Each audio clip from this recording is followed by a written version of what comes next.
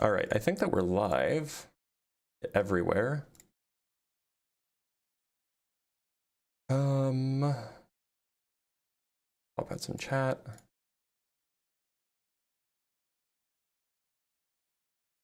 There we go. There we go. Just got to send an announcement.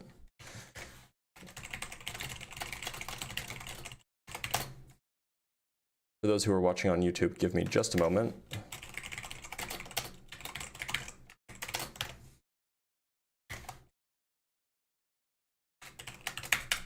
All right, we should be all set, whether on YouTube or on TikTok. I think we're all good to go. And yeah, great.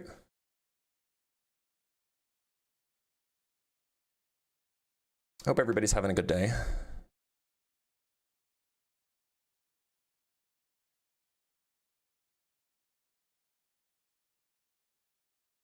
You did just stumble into the start of the stream. You absolutely did. Yep, people will be here ASAP. I'll just give it some time. Make sure that so the YouTube link is currently working. Getting some people in here. Give it time.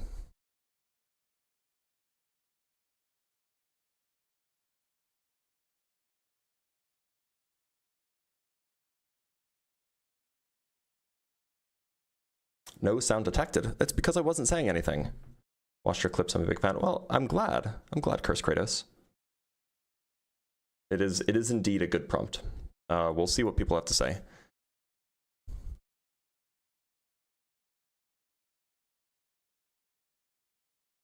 Cynice can't prove the age of the Earth, and they don't know. You got us. Cynice can't prove the age of the Earth. Oh no, whatever will we do? Not Cynice.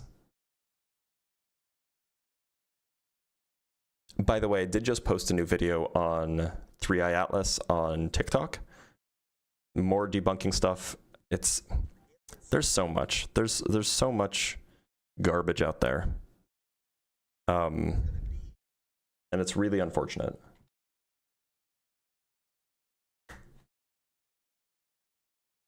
Why, you're a smart guy, why waste your time debating this specifically?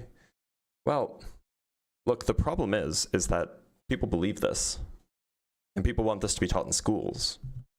So it seems like we can either not combat it and just let them dominate the conversation, or we can combat it.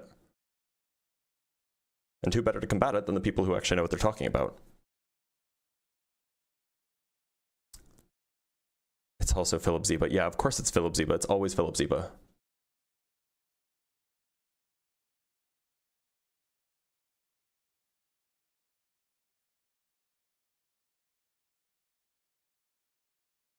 Somebody's saying the Earth is flat.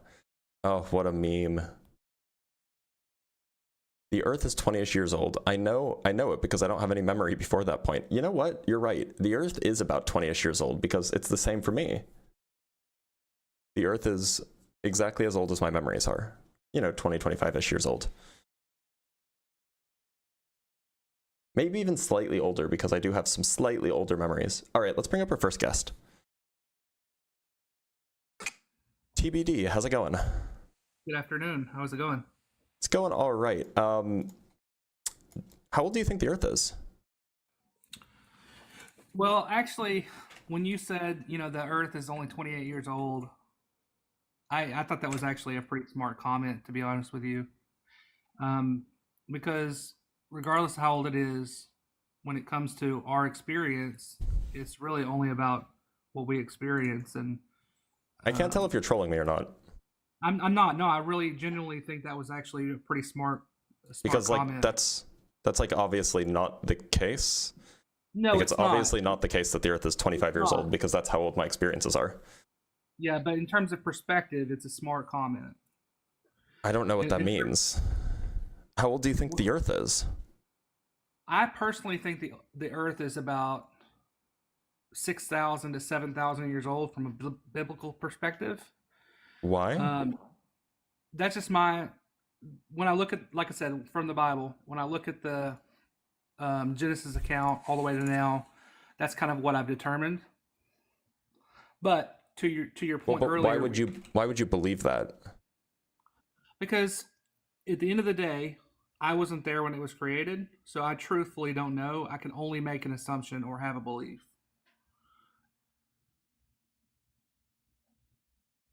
I can't hear you. Sorry, look, can we not use evidence to try to figure out how old the Earth is?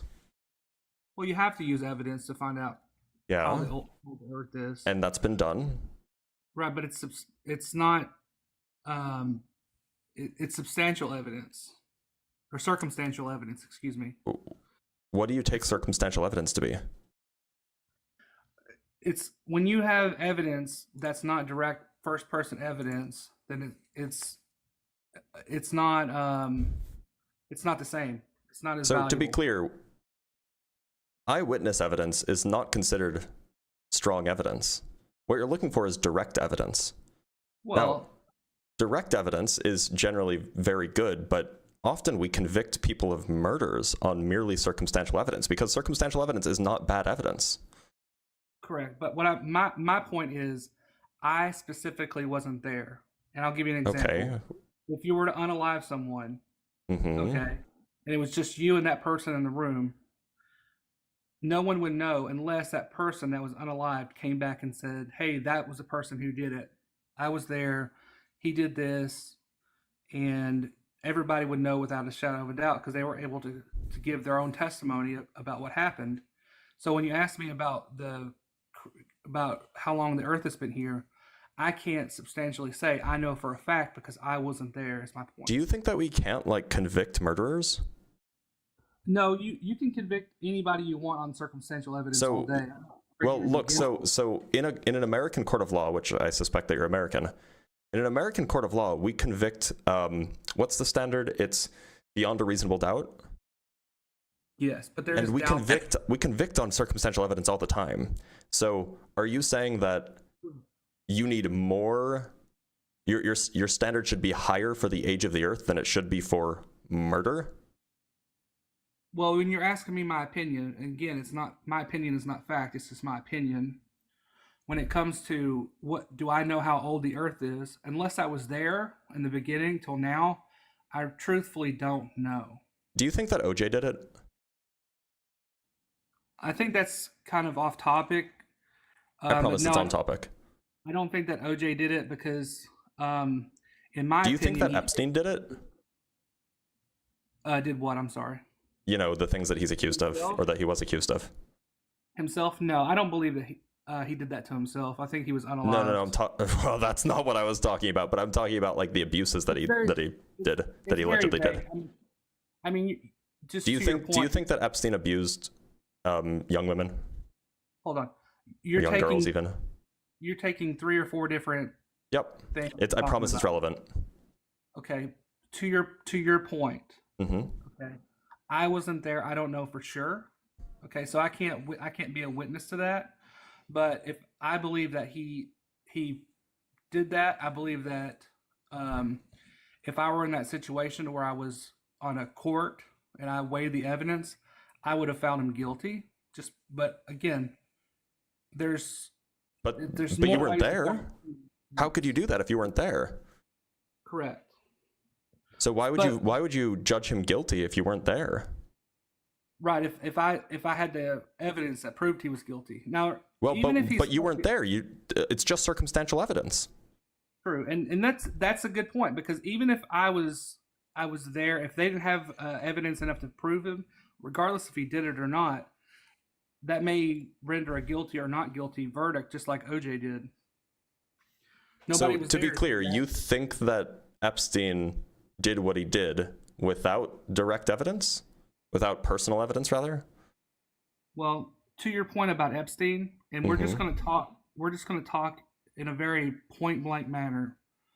I've never met him, okay? I've never met any of his accusers. Mm-hmm. All I've heard is hearsay, okay? That's all I've heard, and you can't convict anything off of hearsay. I mean, I have no. Are you a experience. lawyer? Because I think hearsay actually counts as evidence. It's I'm just not a lawyer. Not like definitive. But it's not permissible in court. To your point about a court. I actually don't know if that's true. It is true. Hearsay is not permissible in court. He said, she said. It's generally not admissible when the person being quoted is not present, but that doesn't mean that it's not permissible, period. Well, here's the thing. That's the reason that they call witnesses, because if you didn't have a witness, it would be hearsay. So to my point about how old the earth is, unless I'm a true, you can say you can call expert witnesses, but unless you have Oh, wait, so we can call expert witnesses, right? These are people who didn't see it happen, but they can still testify and give you evidence about what happened, right? But you have to understand my position. Ultimately, your position is that you have to have been there to believe it? No, I have to say I wasn't there. I don't know for sure. So why do you think that the Earth is 6,000 to 7,000 years old? If you weren't there, you don't know for sure. Because we look at the evidences, just like your point is. Right. Yeah, we look at the evidences. Correct. So what's the evidences that says the Earth is 6 or 7,000 years old and not 4.5 billion years old?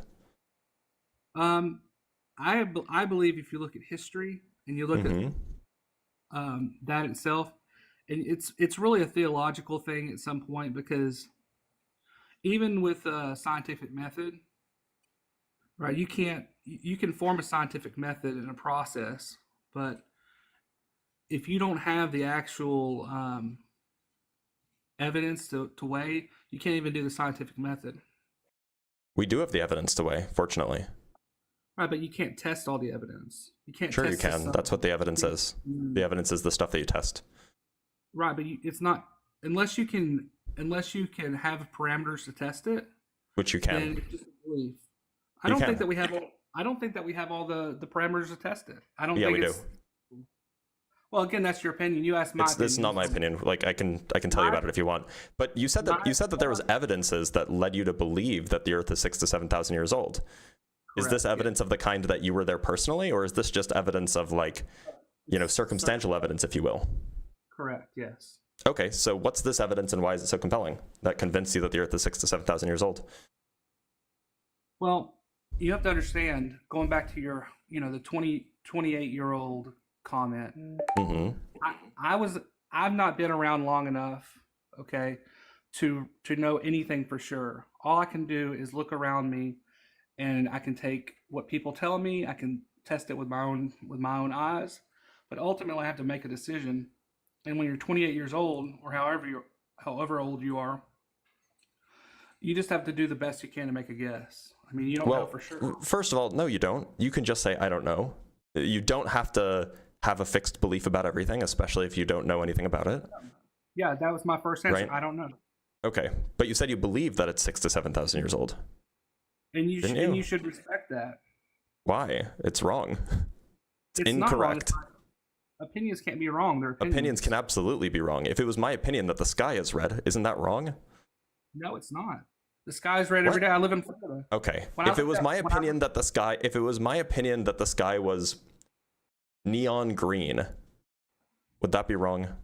Red or neon green? Neon green. My point is, when you're arguing perspective, we agree that opinions can be wrong, right? No, they're not wrong. That's my whole point. If it was my opinion that 2 + 2 = 5, am I wrong? No, it's not. You can have your own opinion. 2 + 2 can equal 5? That can be. That's not wrong. The ability to have your own opinion is not wrong. You can have opinions. The opinions can be wrong. You're allowed to have your opinion. It's just the opinions that you have might be wrong. And in your case, it is. So if I can have an opinion, then that's not wrong, correct? You're allowed to have an opinion. It's not like morally repugnant to have an opinion, but but your opinion can be about a view that is incorrect. Right, but I'm allowed to have that. You're allowed to have whatever opinion you want.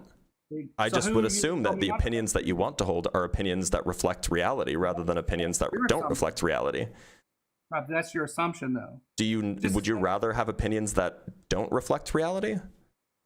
If you want, yeah, sure. I'm asking you personally.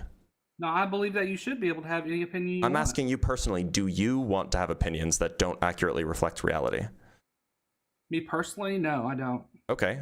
So then why do you currently hold that opinion? Because I don't does not accurately reflect reality.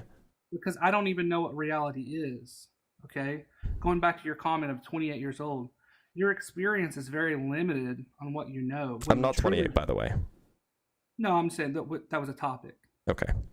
Right, and that's the reason that we infer things, we test things, we do discovery, we try to find out because we don't truly know, and we gather all these evidences to support an opinion. But at the end of the day, unless it's physical, like life and unaliving, it's hard to prove. Wait a minute. So why do you hold an opinion about it at all if you say that you can't even know what reality is? Because that's your right. You can have an opinion. But you want your opinions to reflect reality, don't you? Not necessarily. You just said you did. Like 30 seconds ago, you said, yes, I want my opinions to reflect reality. Some people don't want to live in reality. I'm not talking about some people. I'm talking about you. If I want to, but that's my right, though. You said that you wanted your opinions to reflect reality. Did you not? Right, but my reality is only what my experience. Your reality? Do you have a separate reality from me? Do we live in different worlds? We do. You live in your world and I live in mine. That's your I'm sorry. I thought we both lived on planet Earth. We don't. We don't live on planet Earth. You occupy your body and I occupy mine. That's my world. That's your world. Okay? The fact that we can walk around and talk to each other doesn't mean that I can keep your world. What are you saying? What do you mean we don't live on planet Earth? I'm saying you live in your spirit lives in your body. Okay. Are we on Earth? We can call it whatever we want. Is this how you engage with every other thing that you believe? You're like, well, I can't have an opinion on whether or not smoking is good for you. You know, we all have our own Earth. We all have our own bodies with our spirits and our bodies, and we don't share realities. Your reality is different. Is that how you engage with everything else? But your reality may be different than mine. It's called perspective. No, my perspective is different from yours. We share a reality. That's just because we share the same reality now, because we're talking to each other. But if you and I live in the same if you think that you and I live in different realities, I don't know how you function in this world. And you know why? Because your experience is much different than mine. Who your father is, who your mother is. Yes, our experiences are different. Our perspectives are different. Our reality is the same. Well, I guess the sky isn't red and the sky isn't purple or green and blue at the same time. The sky is red. It's all the colors of the rainbow. The sky is not green. When you look at a rainbow, at the same time as it's blue. What are you doing? It is. When you look at a rainbow, how many colors? The sky isn't green. No, it's not. I'm sorry. It is. It's light. It's reflective. Are you seriously defending that the sky is green? The sky is absolutely green. All right, my guy. Are you sure? Is that your final answer? Is that your final answer that the sky is green? What are the northern lights? What are the northern lights? The northern lights are not the sky. Oh, they're not. No. When you look up into the sky, they're atmospheric phenomena. They're not the sky. The sky is blue. Do you? Oh my God. The sky is. Oh my God. The reflection of whatever is. See, that's what I'm saying. You're trying to nail down. You're trying to nail down your opinion. Are you a troll, TBT? No, of course not. But I'm experienced enough to know. Why are you fighting me when I say that the sky is blue? Because it's not blue. What? There's all kinds of colors in the sky. Do you just come up to be contrarian? No, every day the sun.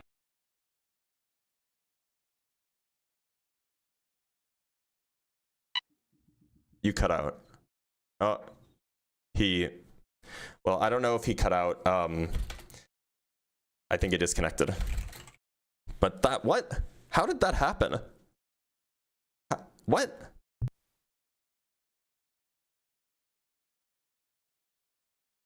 Bro came on just to, he couldn't agree with me on anything. How does he live in this world? All right, let's bring on another guest. Hey, just another guy. How's it going? Going well. How about you? I'm doing all right. How old do you think the Earth is? Probably really old. Like thousands of years old or billions of years old? How old do you think the universe is? Sorry, do you think that it's thousands of years old or billions of years old? Billions. Okay. Thanks for being here.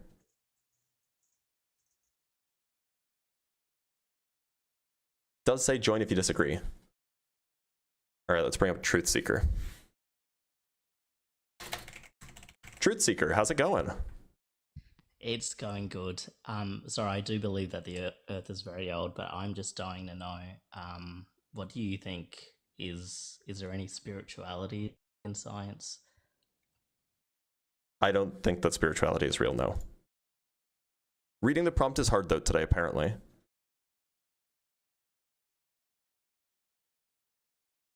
Megan, how's it going? Good. I was just wondering if I could share an analogy with TBD about Uh, science and understanding the Not if you reality. think the Earth is 6,000 is billions of years old. Okay, well, I just There are rules. There are rules for a reason.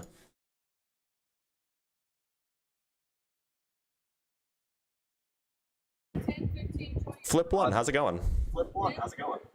Hey, what's up, man? How you doing?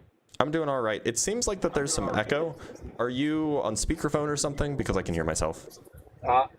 I can probably put you on my headphones here in a little bit. Give me a minute. Okay. Yeah, sure. Actually, you can go ahead and skip me. Okay. That's gonna take a while. You're good. Thanks for trying.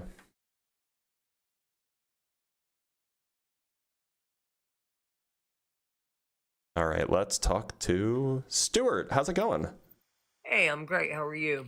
I'm doing all right. How old do you think the Earth is? 4.5, I think 4.5 million or 4.5 billion years old. All right, well, thanks for being here.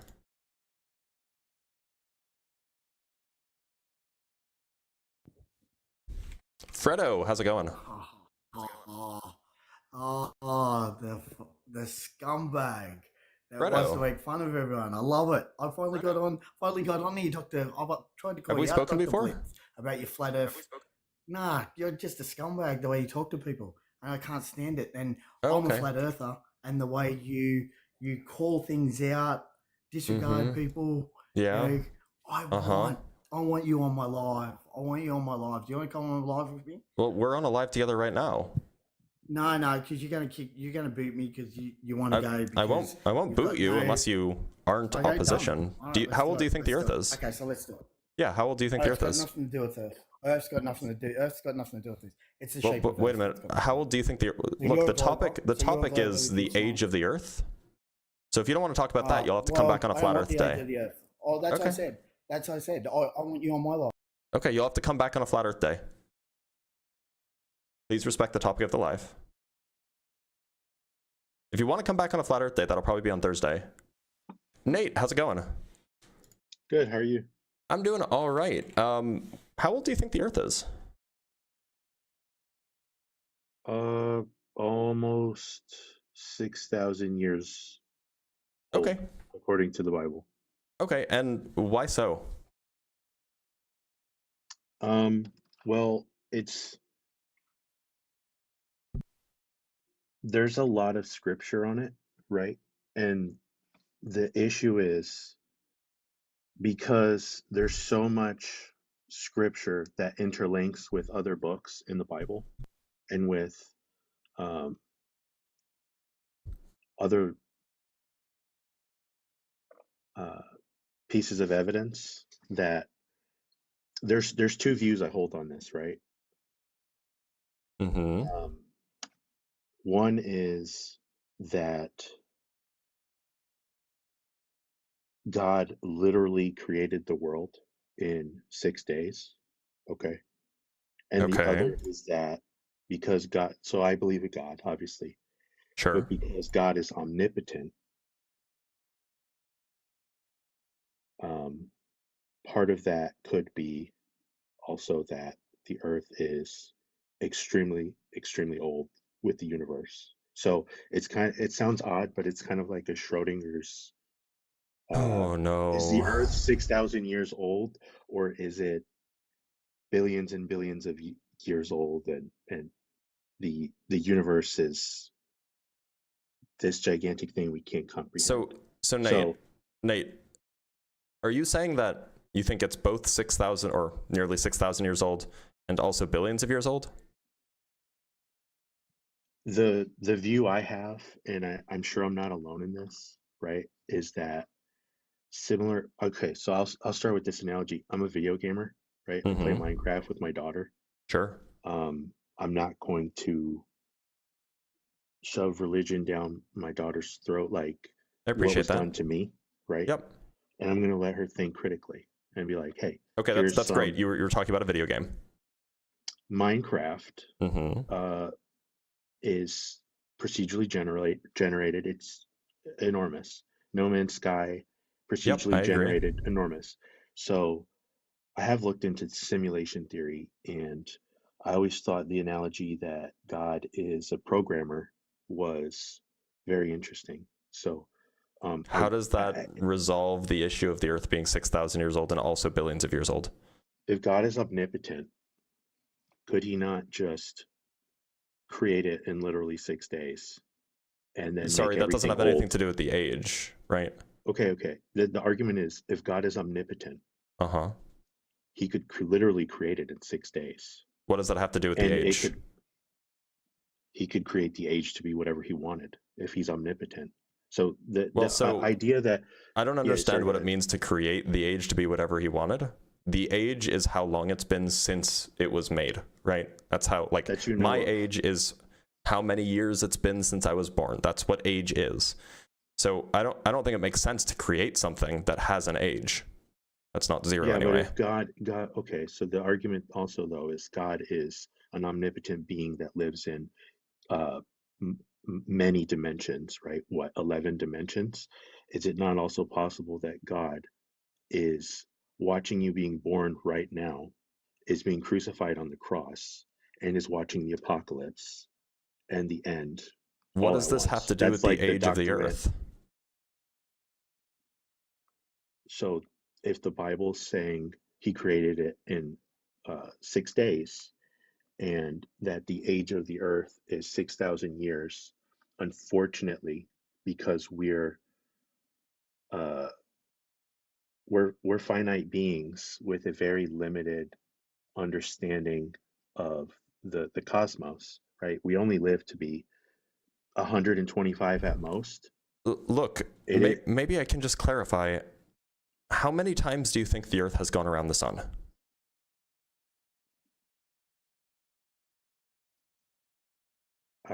So again, the Schrodinger's equation, like either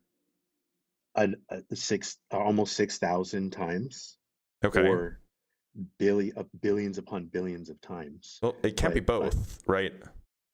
It either happened or it didn't. It could in that thought experiment, it could be both. No, no, it couldn't. Okay. Let me ask you this. Are we capable of creating simulations within simulations? Sure, but that seems irrelevant for the question of how many times the Earth went around the sun. Okay, but I answered that question. But that therein lies. And you contradicted yourself. You said it could be both, and that's a contradiction in terms.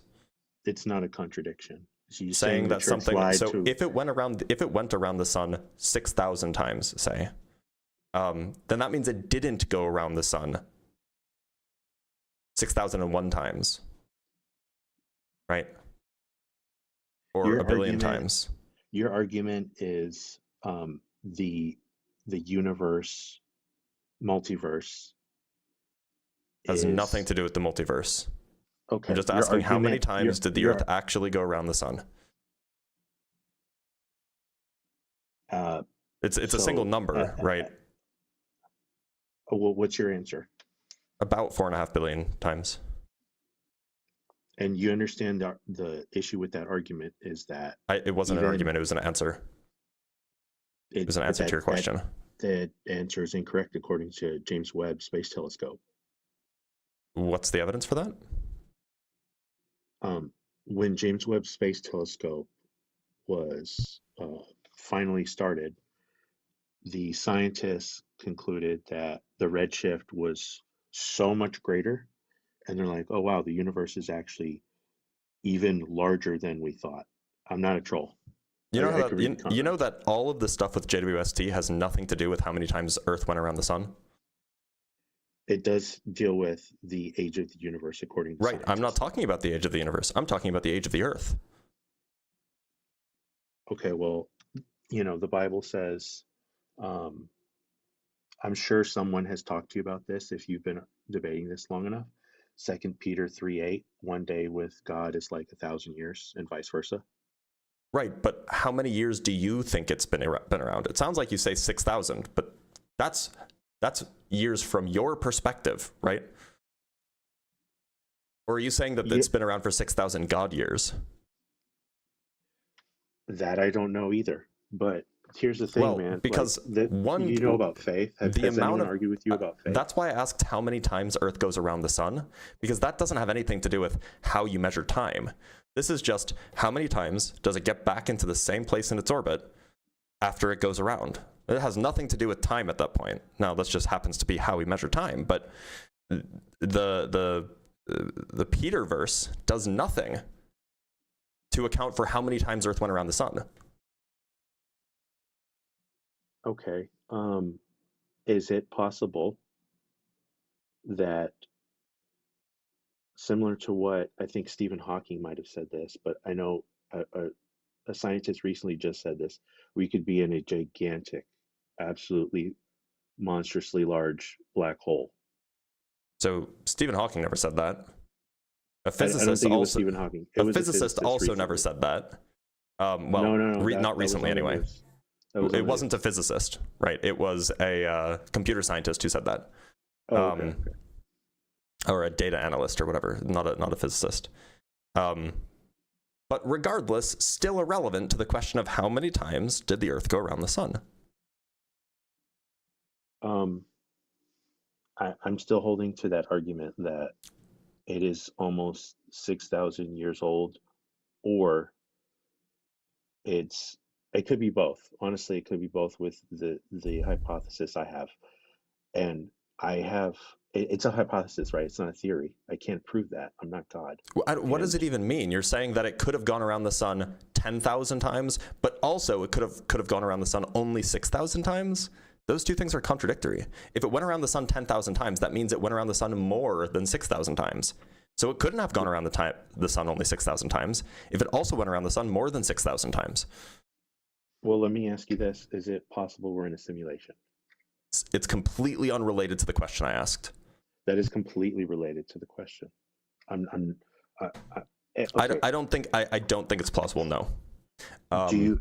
So the Big Bang posits that we came from a ridiculously small point of all mass in the universe, and it exploded, but we still can't get to what started that. And I'm just trying to argue that, according to my faith, my belief in the Bible, it is possible that God created it in 6 literal days. And also, I'm not asking how long it took to create it. That's not the question, right? Suppose for a moment that we were in a simulation. How many times in the simulation did the Earth go around the sun?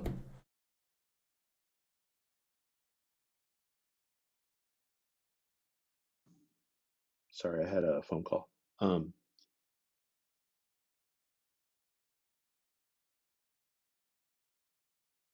I just put my phone on Do Not Disturb. I'm sorry.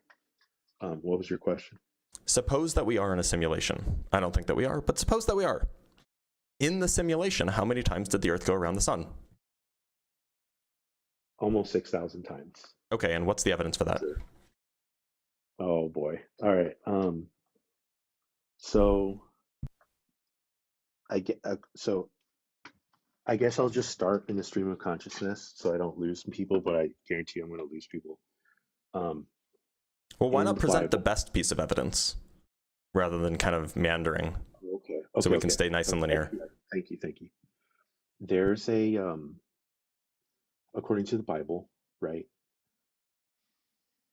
And a God, right? There's how do I put this? Singularity of synchronicities with end times prophecy and the age of man. So In Genesis 1:1, we can posit that to be the age of man, the start of the age of man. So some people, some Christians, right? Some religious people, I'll even posit this to religious people because there's Buddhists and Hindus and etc. that posit that we're in a cycle, right? And I'm going to try and steer away from New Age, right? Because I can't speak for that. I can only speak for my Christian beliefs.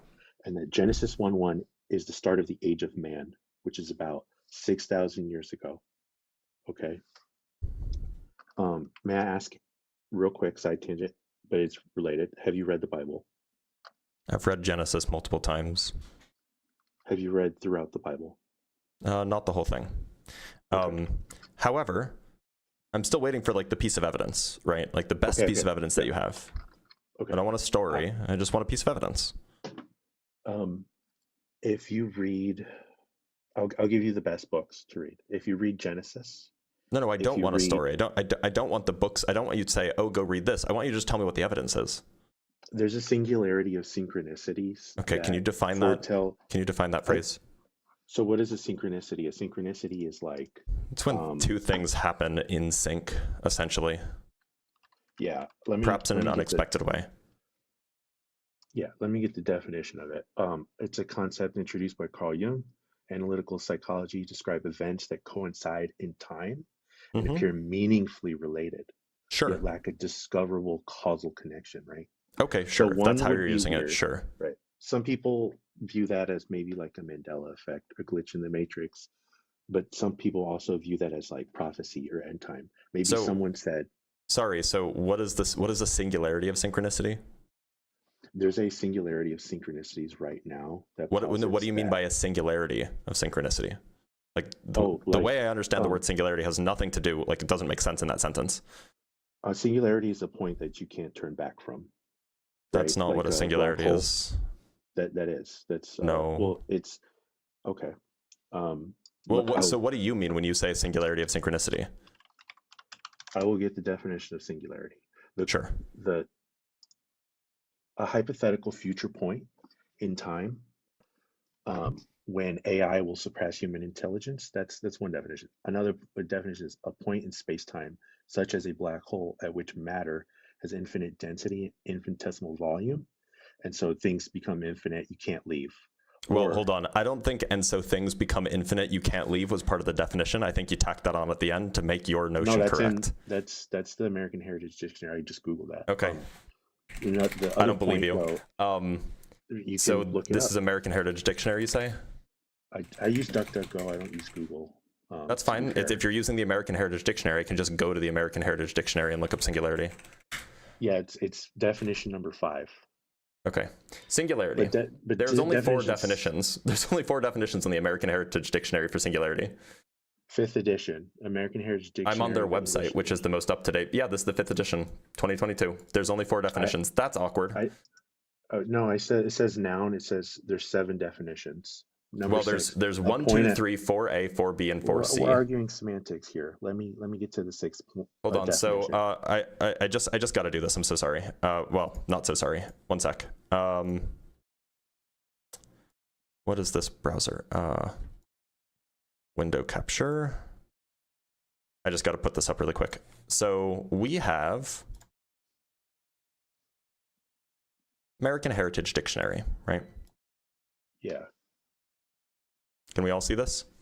I see you're telling the truth, but I use DuckDuckGo. So the phrase that you said, so you can't turn around, nowhere here.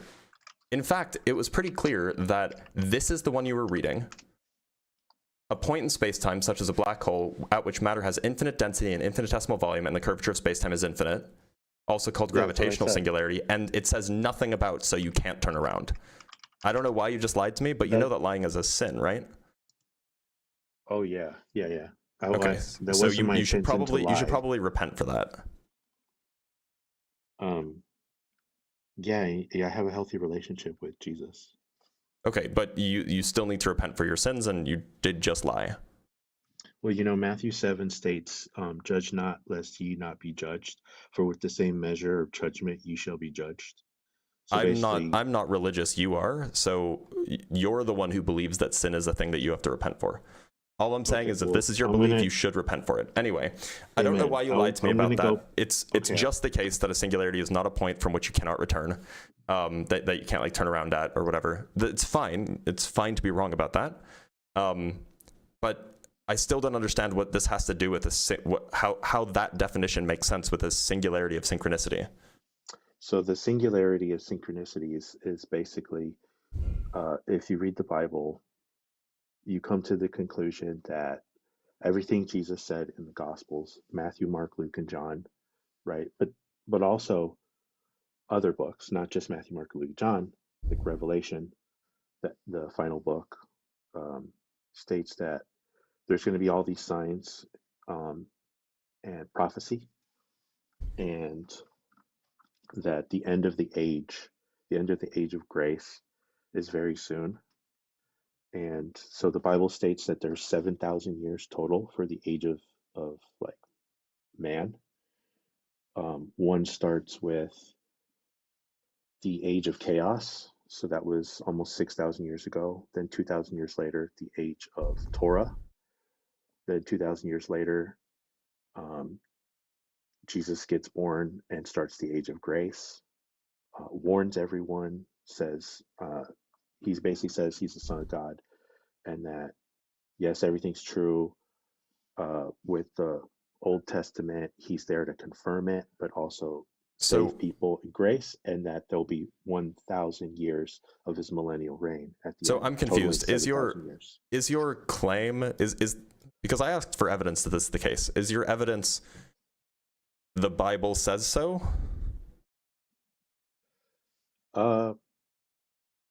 So that would be faith, right? That's how it starts.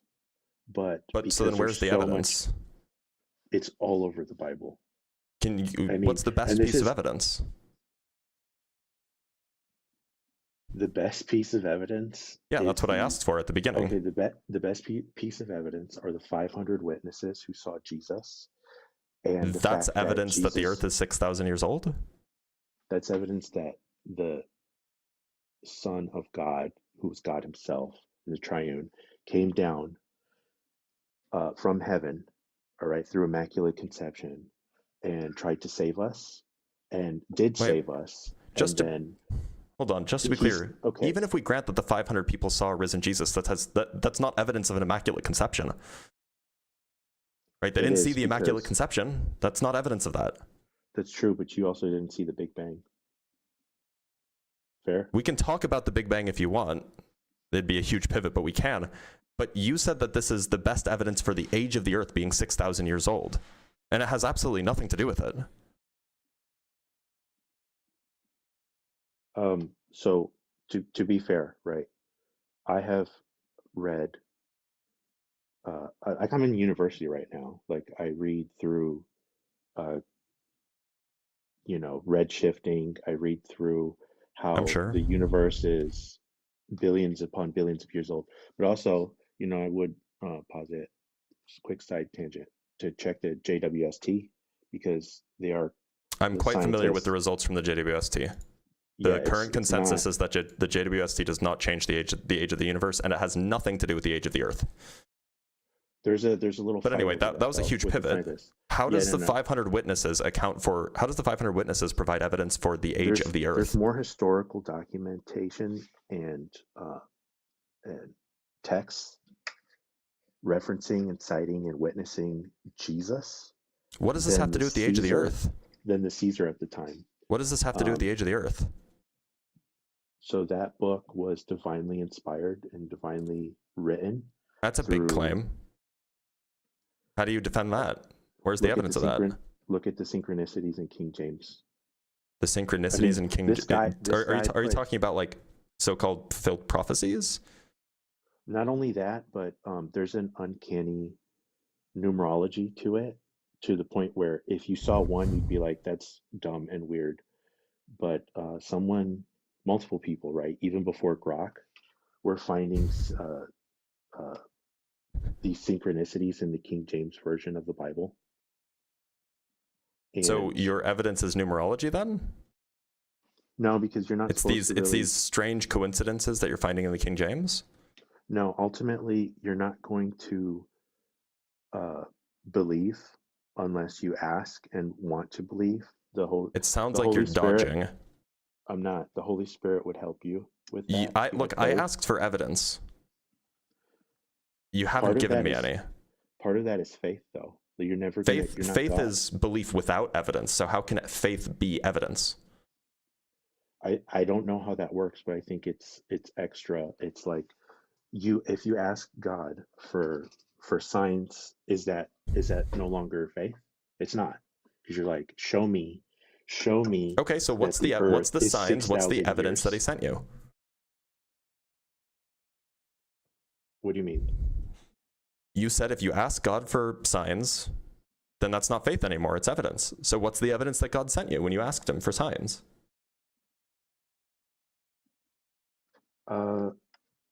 It's all according to God's will. Yeah. So someone mentioned in the chat, Avel said, please watch some of Dr. Heiser. Okay.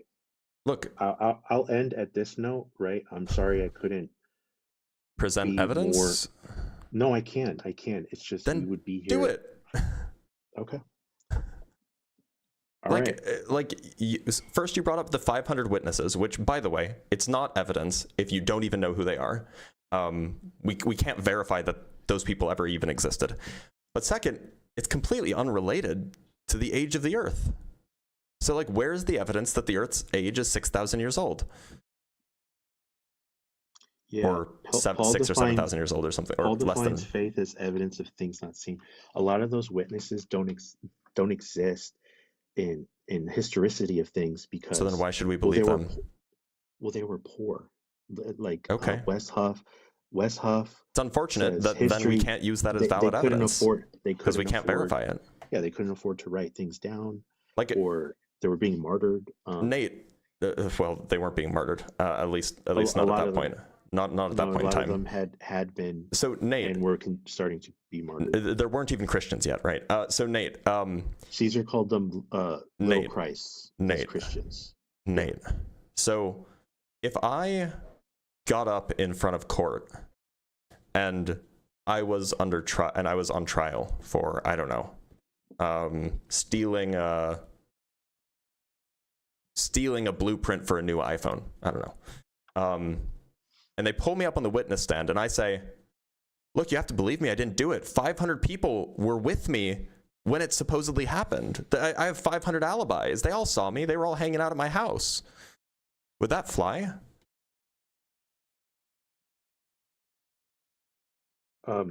That argument is moot in the age of AI. Can you answer the question, please? Would it fly if... Yeah, would that fly in court? No, absolutely Okay, why not? It wouldn't fly in court because you need way more evidence. I mean, like, you need the scientific method of evidence. Well, you don't necessarily need the scientific method. In court, we use eyewitness testimony all the time. Now, eyewitness testimony is generally not regarded as particularly strong, but if you had 500 eyewitnesses that all came and testified, that would be pretty compelling evidence to a jury, right?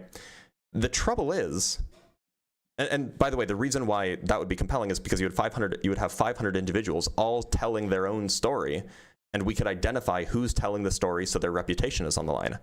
But if you just say anonymously, oh, 500 people saw this, that's not evidence of anything. Because literally anybody could say that about anything, and you'd have no way of checking.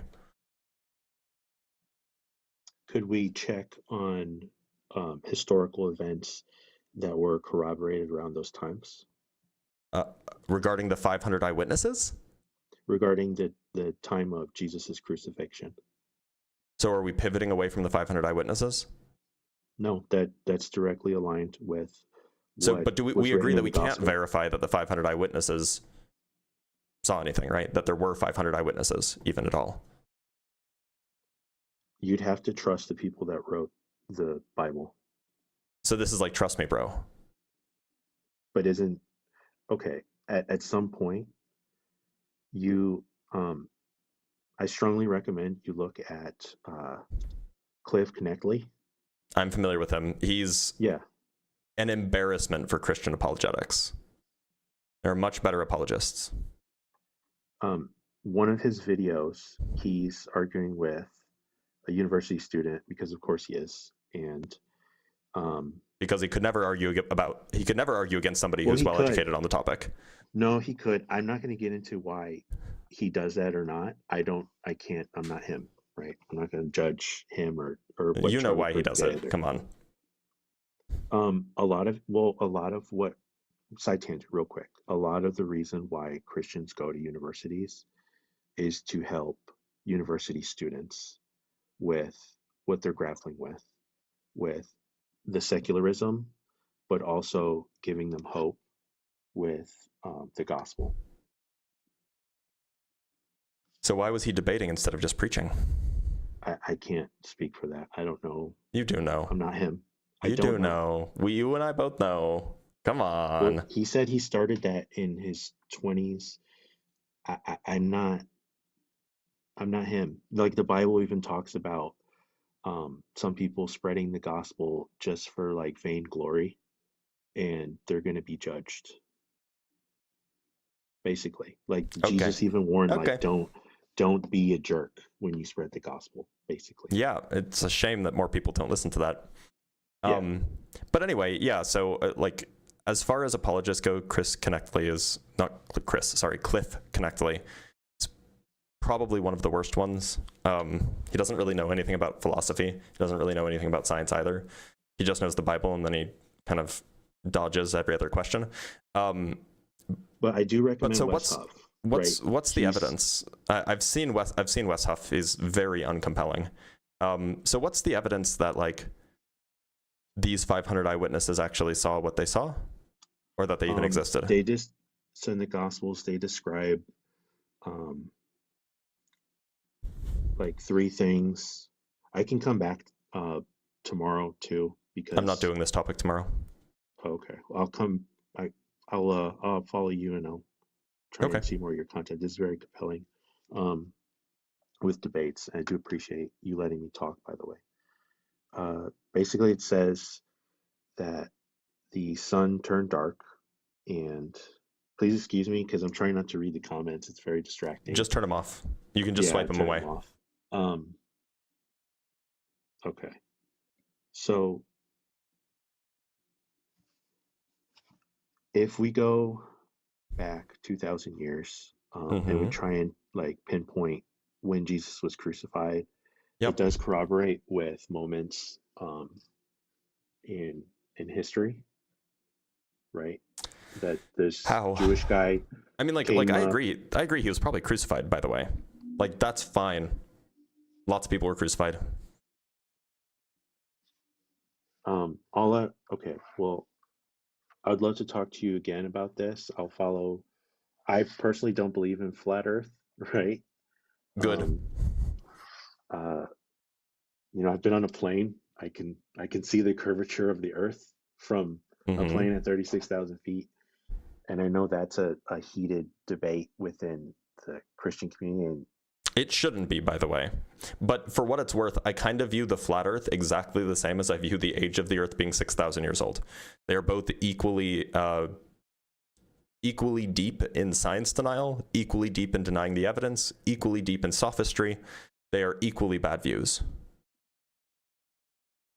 Yeah, I mean, and I'll end it at this note. A lot of Christians don't want to, like, there's a dispensationalism too. I'm kind of a baby Christian, but I'm also kind of not, because I grew up in the church and I ran away from it, and then I came back for a lot of reasons, mostly because I was seeing some stuff that couldn't be explained.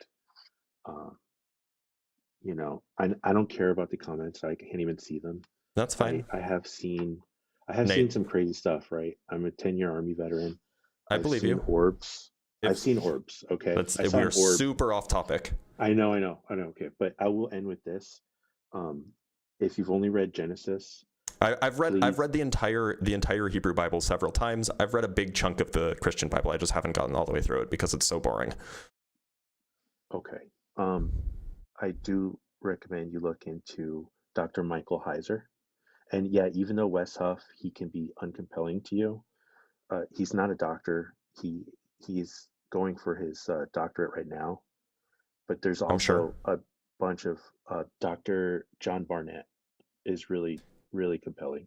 So, and I would suggest that you look into like 99% of every geophysicist, every physicist, every chemist, every geologist, and they will confirm that the Earth is older than 6,000 years. But Nate, I'm going to let you go.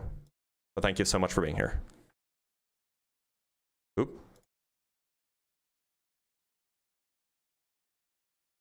All right. Oh, hey, it's graphics. Graphics is a... haven't had graphics on fairly recently.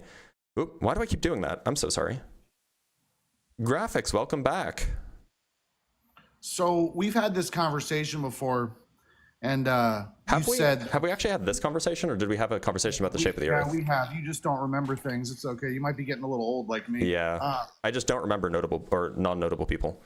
Yeah, Sorry. no, you don't remember being wrong about everything you say. So we talked about the Earth being created with a semblance of age, with existing daughter isotopes. Yeah, I remember that conversation. Yeah. You said that Wait a minute, hold on. Just to be clear. Your problem was that you felt God would be tricking us. Yeah. Yeah, that's not a scientific argument. Well, what does it mean to trick someone?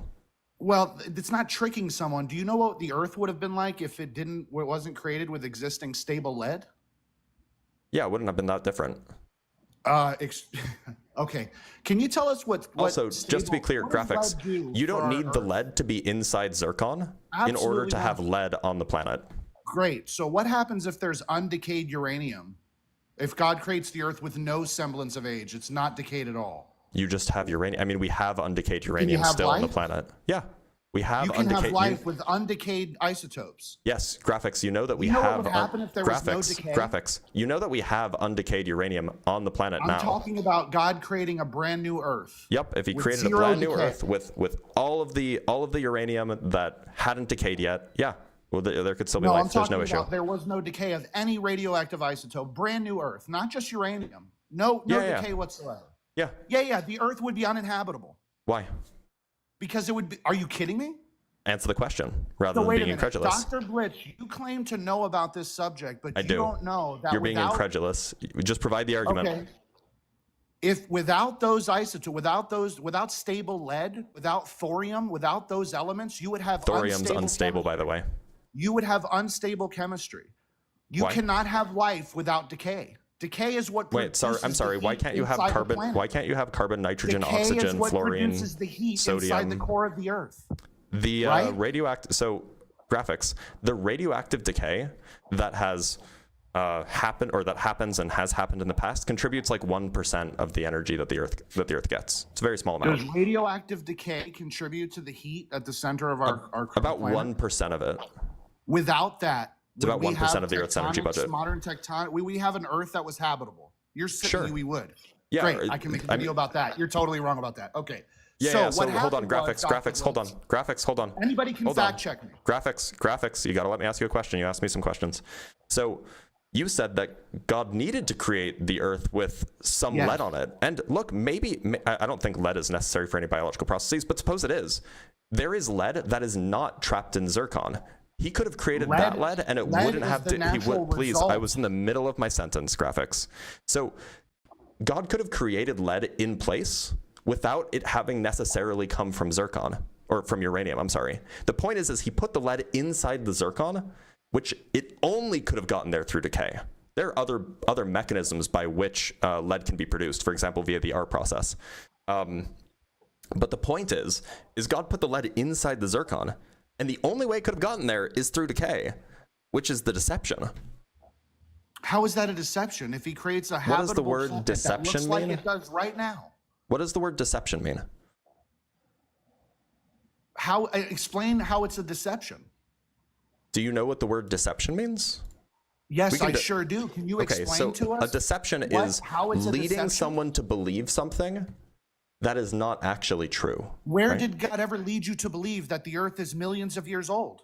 He put lead in a zircon crystal that can only get there if the zircon crystal exists for billions of years. That's not true. That's the scientific data. The scientific data tells you that God could not have created the earth with a semblance of age. The That your scientific data scientific says that perspective- if there is lead in zircon, it got there via a long process of decay from uranium. And God could not have created zircon crystals with existing lead in them. That would be deceiving us. Why would that? That's what I'm asking you. Why Because would that be deception? we would be led to believe that the Earth You is would be billions led of to years believe. old. The Any Bible rational tells us person how would be old led the to earth believe, is. No, given the any processes rational that we person can that actually observe, believes the scriptures would read that given the it's 6,000 processes that we years can old. observe, graphics, given the processes that we can observe in the world around us, we find that the only way that uranium or that lead can get into zircon crystals is via the decay of the uranium that's already in the zircon crystals. We would be correct to then infer that if we find zircon crystals with lead in them, that it must have come via the decay process from uranium. So if God put that lead in there by hand, that would be deceptive. It's deceptive because he creates the earth with a semblance of age. That's deception. Even though Yes, because he's presenting evidence that it's older than it is. Right, That's I what understand. that would But be then deception. he Yeah. gives us a book where he tells us, hey, it's not that old. It's 6,000 years old. How is that deception? Well, now it's confusion. He's presenting us conflicting evidence. Oh, so you're just confused. So No, your issue is not that your it's God not is a true. God of You just don't confusion. understand it. Your God is a God of confusion. He No, but presents what's conflicting evidence. Now it's sophistry. We're talking about science. Yeah, we What are. scientific evidence Oh, do okay. you So have wait, hold that on. the We're talking Earth about is science. not Then why are you bringing up a 6,000 years book? old? Sorry, why are you What bringing up a book? evidence do you have that the Earth is not 6,000 Why are you years bringing old? up a book if we're talking about science? By the way, your prompt is not a scientific claim. Scientists don't claim anything like the Earth isn't 6,000 years old. Sure, What they you do. should Go say- ask plenty Nope. of scientists. What you should say is Sure, all of they the do. available evidence tends to make us believe that it's improbable that the Earth is more. That's how a scientist would talk. You're Okay. not a scientist. You're a Cool cult tone member. policing. Cool tone policing graphics. It's not tone policing. It absolutely is tone Science policing. science Are we does not talking about produce scientific evidence or are we talking Science about books? does not produce proofs. I You are never not a said the word scientist. proof in the above description. Now tell me, You what's the say scientific evidence that the Earth is 6,000 years old? 6,000 years old. Science Yep. Now cannot produce graphics. those claims. Graphics, please tell me, what's the scientific evidence that the Earth is 6,000 years old? Why is there carbon-14 being found in elements when the carbon-14 half-life is only a little bit over 5,000 years? Can you explain that? Yeah, so are you talking about diamonds? You don't know what I'm talking about? Well, no, I know what you're talking about. I'm making sure that Okay, you know why what you're is talking about. carbon-14 Are we being talking found about in- diamonds? Answer the question, Dr. Blitz. Your question was too vague. I need more What details. is the half-life of carbon-14? 5,760 years, if I So remember if correctly. we're finding carbon-14 in something, is it millions of years old? Where are you finding this carbon I'm 14? just asking you. I'll tell you in a second. If we So find look, carbon-14, there are processes by which carbon can leach into a system. And we understand those processes pretty well, so we don't rely on those for producing accurate ages. that's not their claim However- against that anyway. What they're However, saying is that there we don't are even other know- processes, other systems, where we know that carbon leaking doesn't happen, or at least it's minimal. So What the about question soft is, tissue on I'm asking dinosaur for bones? what specific case are you referring about to soft tissue when on you dinosaur please? bones? Are you incapable of like letting me finish a sentence? You're not answering any questions. I'm asking a clarifying question. I want more details so that I can answer properly. So please, what specific example are you referring to when you say we're finding carbon in things that people are saying are millions of years old? What specific thing are you referring to? So you're not even aware of the modern evidence for young Earth creation. You don't Just even- present the evidence. dinosaur fossils. I'm not doing your homework for you. Dinosaur Present fossils. the evidence. Okay, what I about already dinosaur told fossils? You 6 times. So what Why about is the there dinosaur carbon-14 fossils? in dinosaur fossils, Dr. Which Blitz? ones? Which ones? Oh, are you kidding me, bro? Yeah. Tyrannosaurus Rex soft tissue samples. Sorry, Why is that's there not carbon-14. in them? That's Why not is there carbon-14. Okay, Dr. Soft Blitz, tissue- why are we soft finding tissue is not the same as carbon-14. in any dinosaur bones at all? Which ones? Are you kidding me, bro? Yeah, absolutely. Let's actually go. We can actually Google this for you. Google this if you want. The bone from the Centrosaurus apparatus found in Alberta, Canada. Sorry, how do you spell that? This Centrosaurus. is easily findable information, bro. Okay, well, I mean, we could just like wait 30 seconds while Why I are find the they thing that you're referring to, finding or you could just spell it for carbon-14 me. in Dinosaur bones, bro.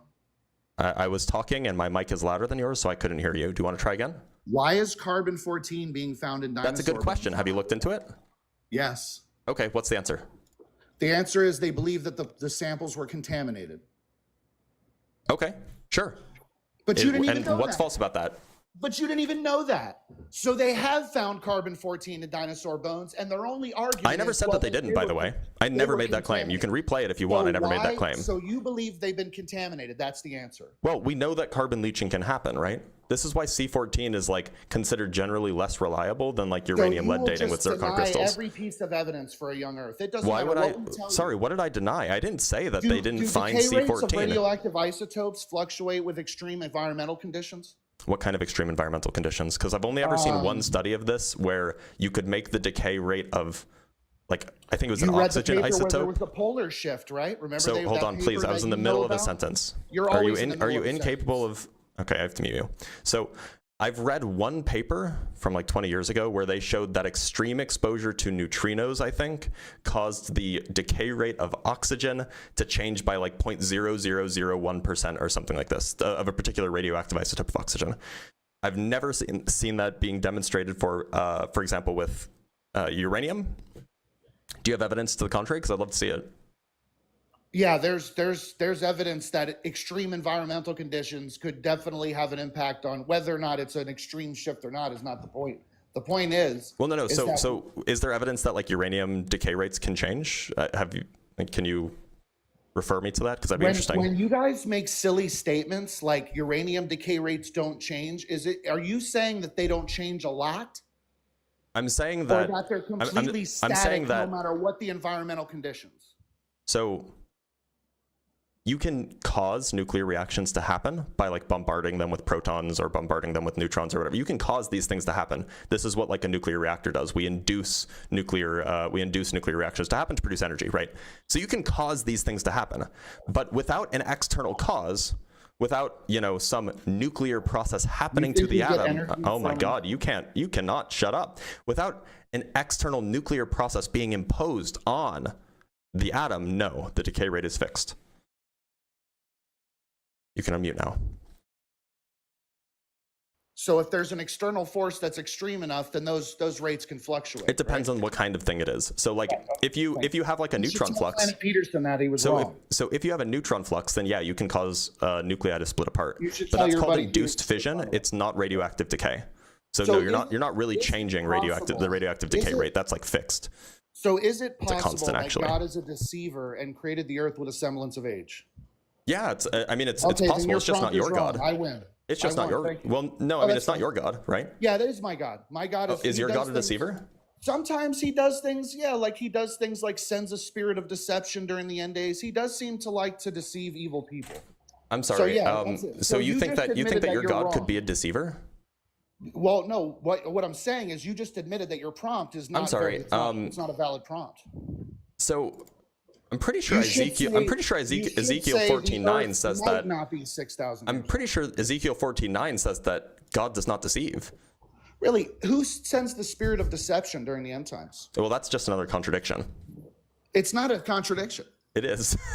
No, absolutely not. Thanks for proving your Bible wrong. He can do whatever he wants with evil, wicked people. You don't deserve justice. You don't get any of that.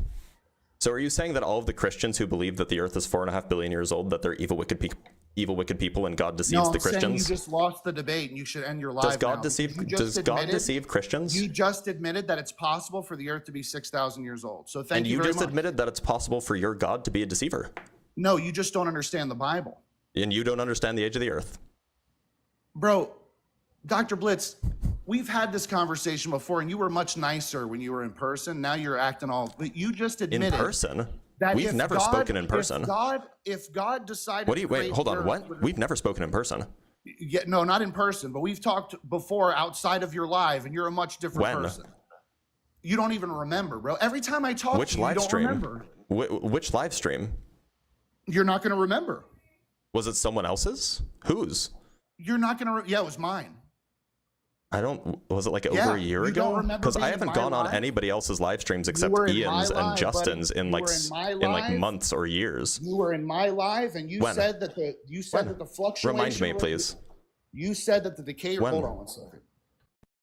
Oh, wait a minute. You're the guy who told me about the oxygen thing. This was like 2 years ago. No, that wasn't me. You Oh, came okay. on my live and you made a claim that Mhm. the decay rates of radioactive isotopes never changes. Yeah, when was this? You don't remember. I'm sure. Can you tell me? sure Can you tell me when it was? Dude, it was like, it had to have been a year ago. Had to have been over a year ago. Okay. I have the messages. I possible. can send you the messages I sent you. It's possible, yeah. So the We had radioactive the decay same rate does not conversation. change. That is correct. What does change is Radioactive decay rates can it doesn't change. What you can do is you can induce decay. Yes, That's called of induced course. decay. It's not radioactive Right. decay. Yeah, nobody's speaking of decay rates in a vacuum. We're talking about in the universe we live in. So is it in the possible universe that we the live data in, is the skewed? natural decay rates are not induced decay rates. No, I understand that. But actually, Decay this is an rates- interesting I question. So are you understand that's not the suggesting? point. Right, no. So graphics. This is actually an interesting question. So you're proposing that the Earth is 6,000 years old. God did not create it with age, but then something catastrophic happened and caused the decay rates to get things to decay really, really fast. Is that what you're essentially getting at? Because that would have annihilated everyone. Oh, then including why God. are you bringing it up? Because the point is, you don't know what you're talking about. I know what I'm talking trying to about better prove to than you do. everybody Yeah. that you're not as educated as you say you are. Oh, I mean, like my education is pretty open, and like I've made It's videos not, showing my though. PhD. Every time, Sure it okay, is. you said, I asked you a question recently. Mhm. I asked you to show me a system in nature where energy is increasing. Oh, you're that and guy. entropy That's is right. decreasing at the Yeah, same yeah, and I told time you with about the no natural living thing maser. involved. And you said a natural laser, which is objectively No, I said a natural wrong maser, answer. but yeah, sure. It's a wrong answer. It is correct. I've double checked it. I've triple checked it. It's correct. I've double checked it and triple checked it. And you're at, where did you double check it with? In the academic papers that study natural masers. So a natural maser is an example of a system increasing in energy and decreasing in entropy with no living thing involved. Yes. Can you explain how it meets those two standards? How is it increasing Yeah, in energy and decreasing in entropy? So because a maser has a finite number of energy states, as you add energy to the system, the energy, of course, you're adding energy, so the energy goes up. But because you end up with a population inversion is when most of the particles are in an excited state rather than most of them being in a ground state. Because you're in a population inversion, you have a lower amount of disorder because you have a whole bunch of particles concentrated in a high energy state rather than your particles smeared out broadly. So by adding energy, you're taking more particles and forcing them into higher energy states, thereby decreasing its energy because you're bringing more order to the system. By the way, decreasing entropy, these are called negative temperature systems. These are super well studied in like any thermodynamics course. Lasers are like the perfect example of them. And the fact that natural masers exist is evidence of the claim that I'm making. Okay. And now do you want to know why you're wrong? Sure. Okay. So a system increasing in energy and decreasing in entropy would mean that the system, right? We're not talking about an existing system that has an input of outside energy causing that to happen. That's exactly what we're I'm talking about. That's not what I'm talking about. That's what I'm talking about. That's what a natural maser is. I'm talking about something like a bird building a nest, which is a system that did not exist before. So energy is being isolated. You're changing the goalposts? Hold on.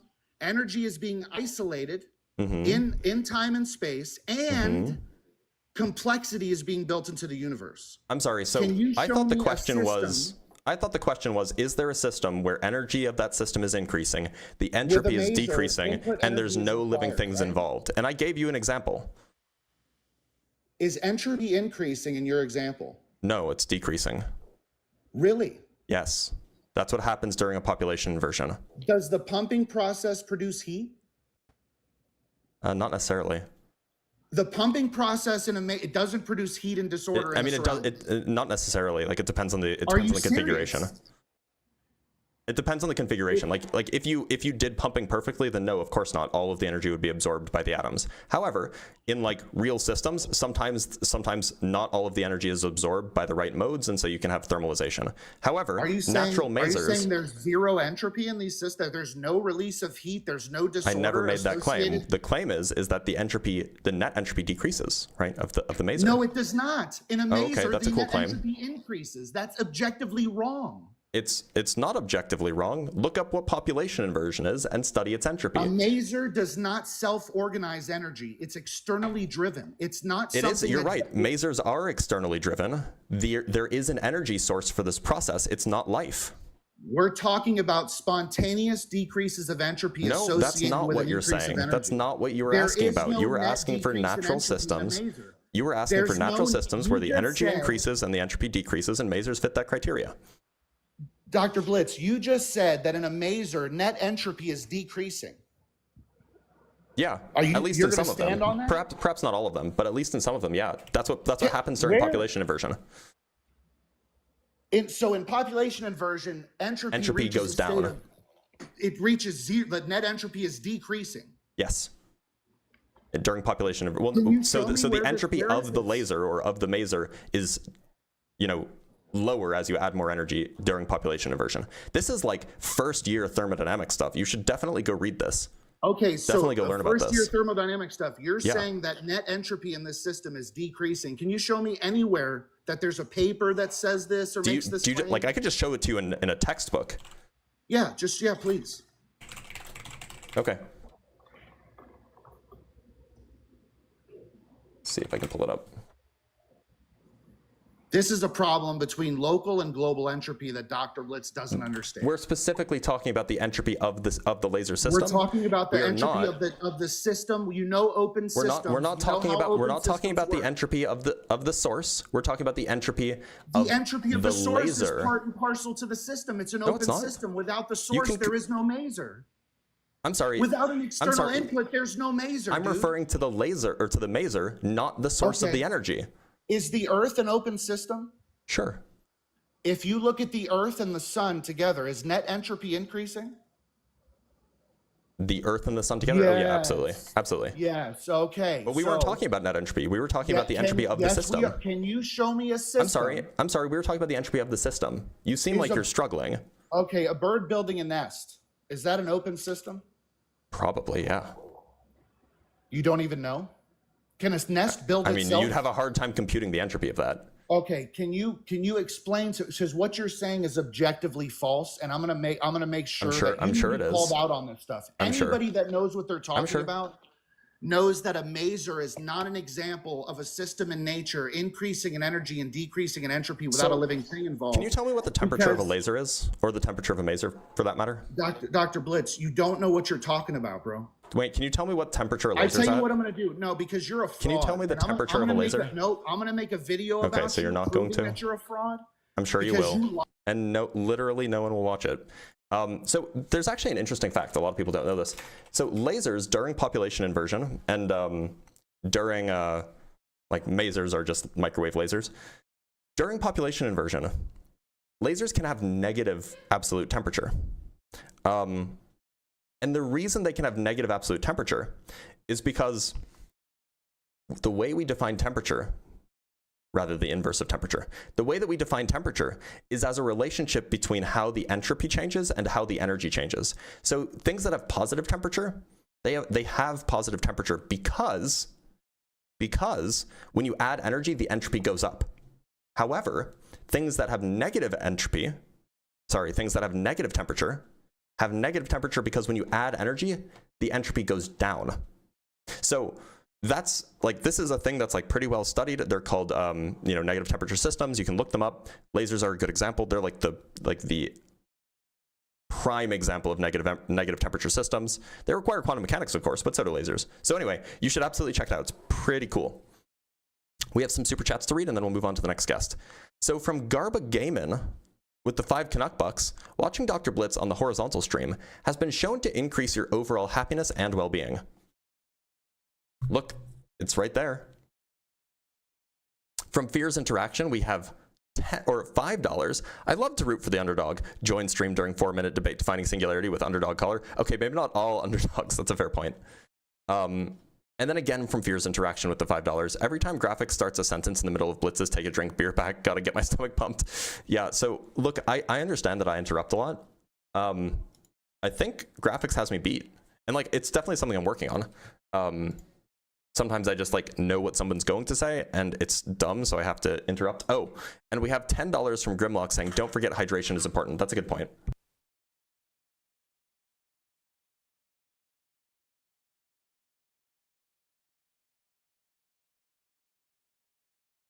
All right, let's talk with the next guest. Let's talk to us Warhammer for life. Or is it US Warhammer for life, maybe? Warhammer, how's it going?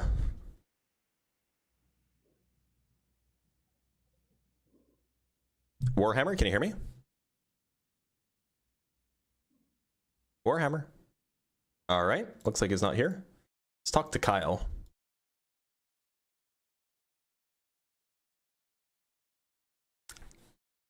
Kyle, how's it going?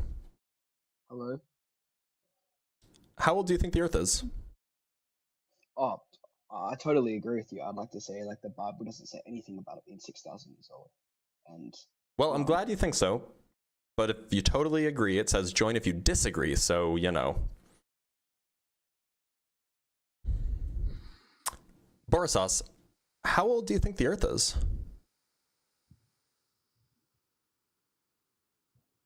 Oh man, I fell asleep. What? Welcome. You just woke me up, no joke. Okay. Good night.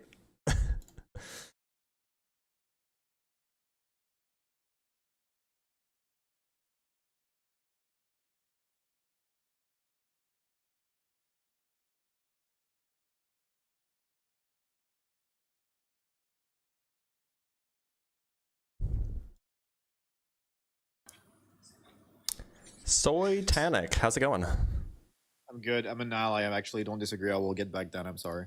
All right, get out of here. All right, let's talk to It's My Birthday.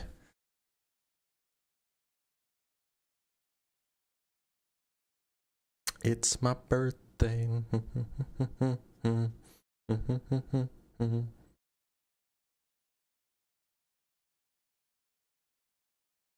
All right, this person's not joining. Let's talk to MP. Is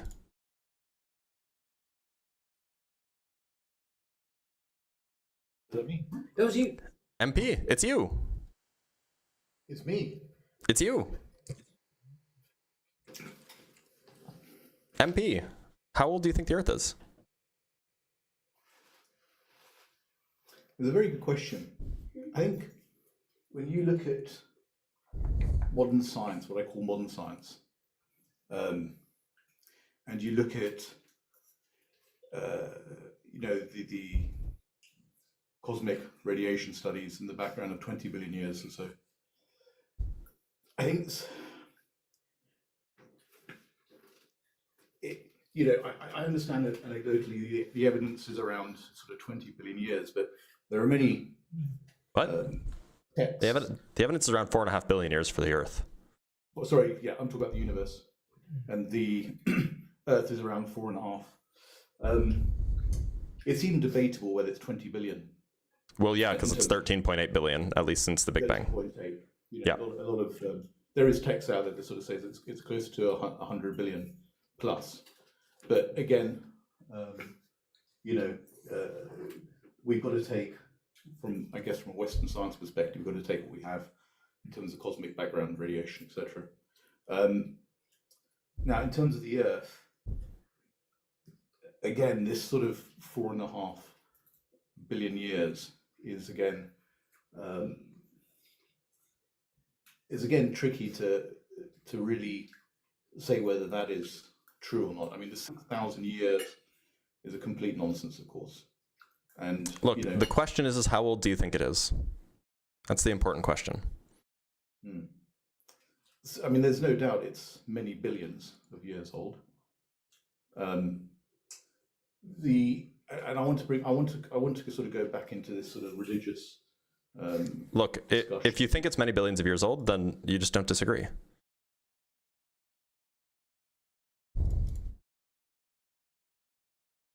It's just the state of affairs, right?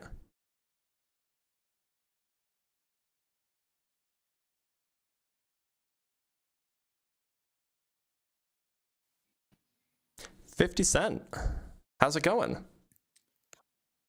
It's going great.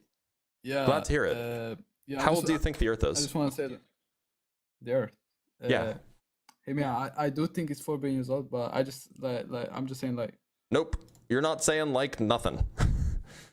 Respect the prompt, respect the live, please. Migs, Hello. how's it going? Hey, pretty good, boss man. Glad to hear it. How old do you think the Earth is? Well, I believe what the Bible teaches. Which is? According to the Bible, there has been life here for about 6,000 years. Oh, okay. Why do you believe that? Well, I believe what the Bible teaches. Real quick. I know that I probably don't have the skill set to jump into proving all of this, but I highly recommend for you to look up Walter White. He used to be a professor in the Big Bang and he turned to Christianity. Highly recommend for you to check out his videos. He would actually challenge you. Well, he should come up. Pretty good material. But until then, But that's why all do I you have. think that it's 6,000 years old? Or that life has been around for 6,000 years only? I believe what the Bible teaches, brother. And like, that's if the the reason I Bible, believe it.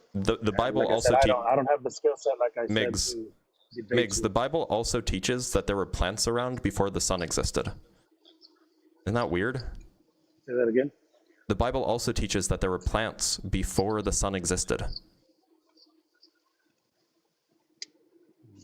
There were plants Yeah, before the like what? there were plants before the sun existed. Oh, you're talking about the order of creation? Yeah. Isn't that weird though? Plants need the sun to exist. One thing I know that there's nothing impossible for God, bro.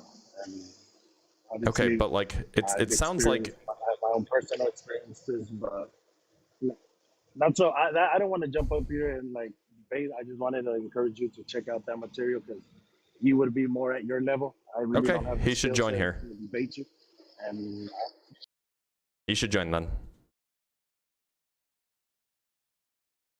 Let's talk to Jules. Jules, how's it going? Good, how are you? I'm doing all right. How old do you think the Earth is? I think it's roughly 6,000 years old.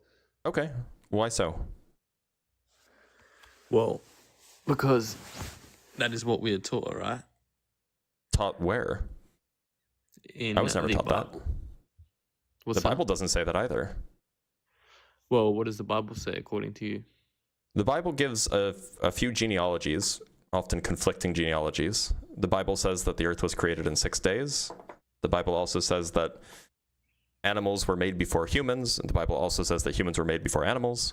But the Bible Well, never says that that's the earth is obviously- 6,000 years old. Well, that's just your interpretation, though, isn't it? No, that's just what the text says. No, that if that's just what the text says, then I think a lot of people would understand that, and there wouldn't be billions of followers. So that's your interpretation. I mean, look, in Genesis 1, it says that birds and fish and beasts of the land were created before man, right? And in Genesis 2, it says that God placed man in a garden alone, and he was sad, so he created beasts for him and animals. So the man existed before the animals did. Yeah, but there's different ways you can interpret that. There were no animals when Adam was in the garden at first, and he was sad. And then God saw he was sad, so he made animals for Adam. I don't see where's the issues with the interpretation. I don't think that's what it says. I think what it says is essentially is that animals were created to serve humans. It doesn't necessarily mean that one was before the other. If you read Genesis 2, it says that the animals were created because Adam was sad and lonely. So, okay, that's what it says in Genesis 2. No, that's your interpretation of it. Those are right? just the words. I mean, it's not a direct quote, but like Yeah, I think you need to get quotes up in here. But what I'm trying to say is as well. What I'm trying to say is, what is your reasoning for why you think it's more than 6,000 years old? Basically, the entirety of the scientific community came to that conclusion through geology, geophysics, physics, cosmology. I imagine like dendrochronology, all of like which scientific all of these all of those sciences and their associated communities. Which scientific communities? The geological community, the dendrochronology geological community. I'm talking. So when I talk about the scientific community, I'm referring to the collection of people who participate in the investigation of that science. Right. So the physics community would be the collection of physicists who do physics. Lied to you about science. Which church are you talking about? Yours.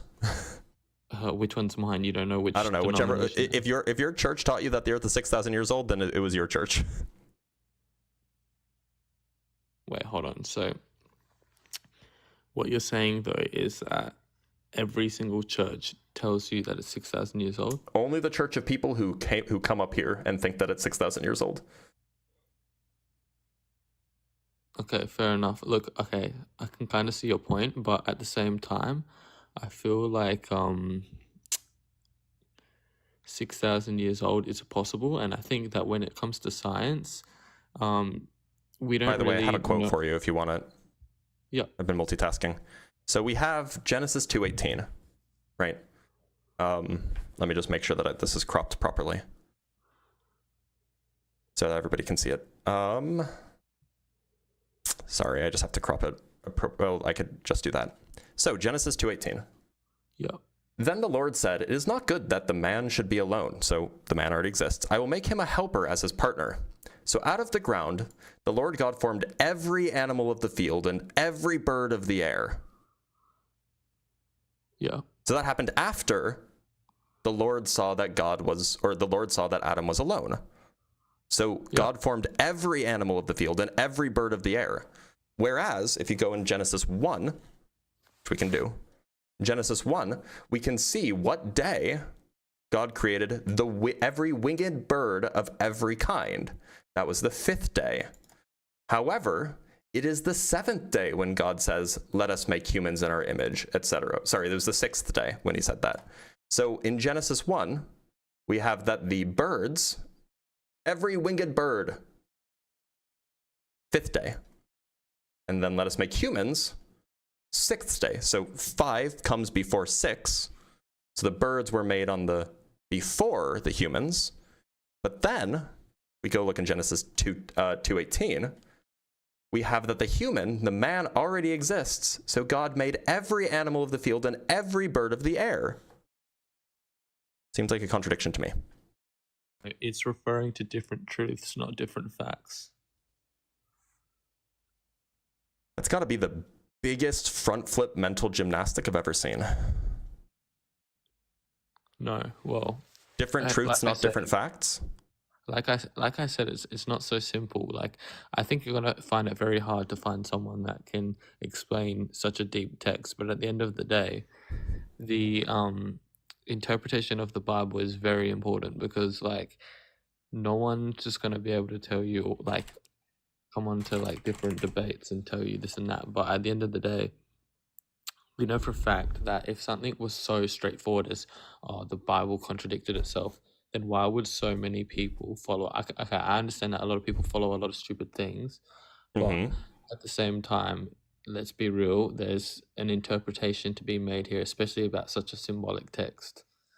Well, look, the correct interpretation is that these were written by 2 different authors, and they were 2 different accounts produced by 2 different groups of people. One of which was probably produced around 800 BC, and another which was probably produced around 500 BC. Right. And and people who recognize that, and they say like, look, this is like a story that was told by like these ancient people, and we can interpret it as like their beliefs about the history of the world, not meant to be interpreted literally, then you'd be fine. Your beliefs would not be in contradiction, because you say like, look, yeah, they were wrong about this. Like, they were just kind of trying to understand the world around them as they saw it, and they were wrong about it. It's supposed to be metaphorical, not literal. Plenty of people resolve this contradiction that way. The people who don't resolve this contradiction that way tie themselves in knots to try to get out of it otherwise. Okay, yeah, I can see how that would happen, but at the same time, I think that if you want to keep debating this, I think that there should be an interpretation, and I mean, probably arguing against people on TikTok isn't the best way to go about this, but at the same time, I think you should look, like that other guy said, like you should kind of look at like people who are better at arguing this rather than just random people on TikTok. But at the same time, I do believe that the Earth could be 6,000 years old. I mean, at the end of the day, why not?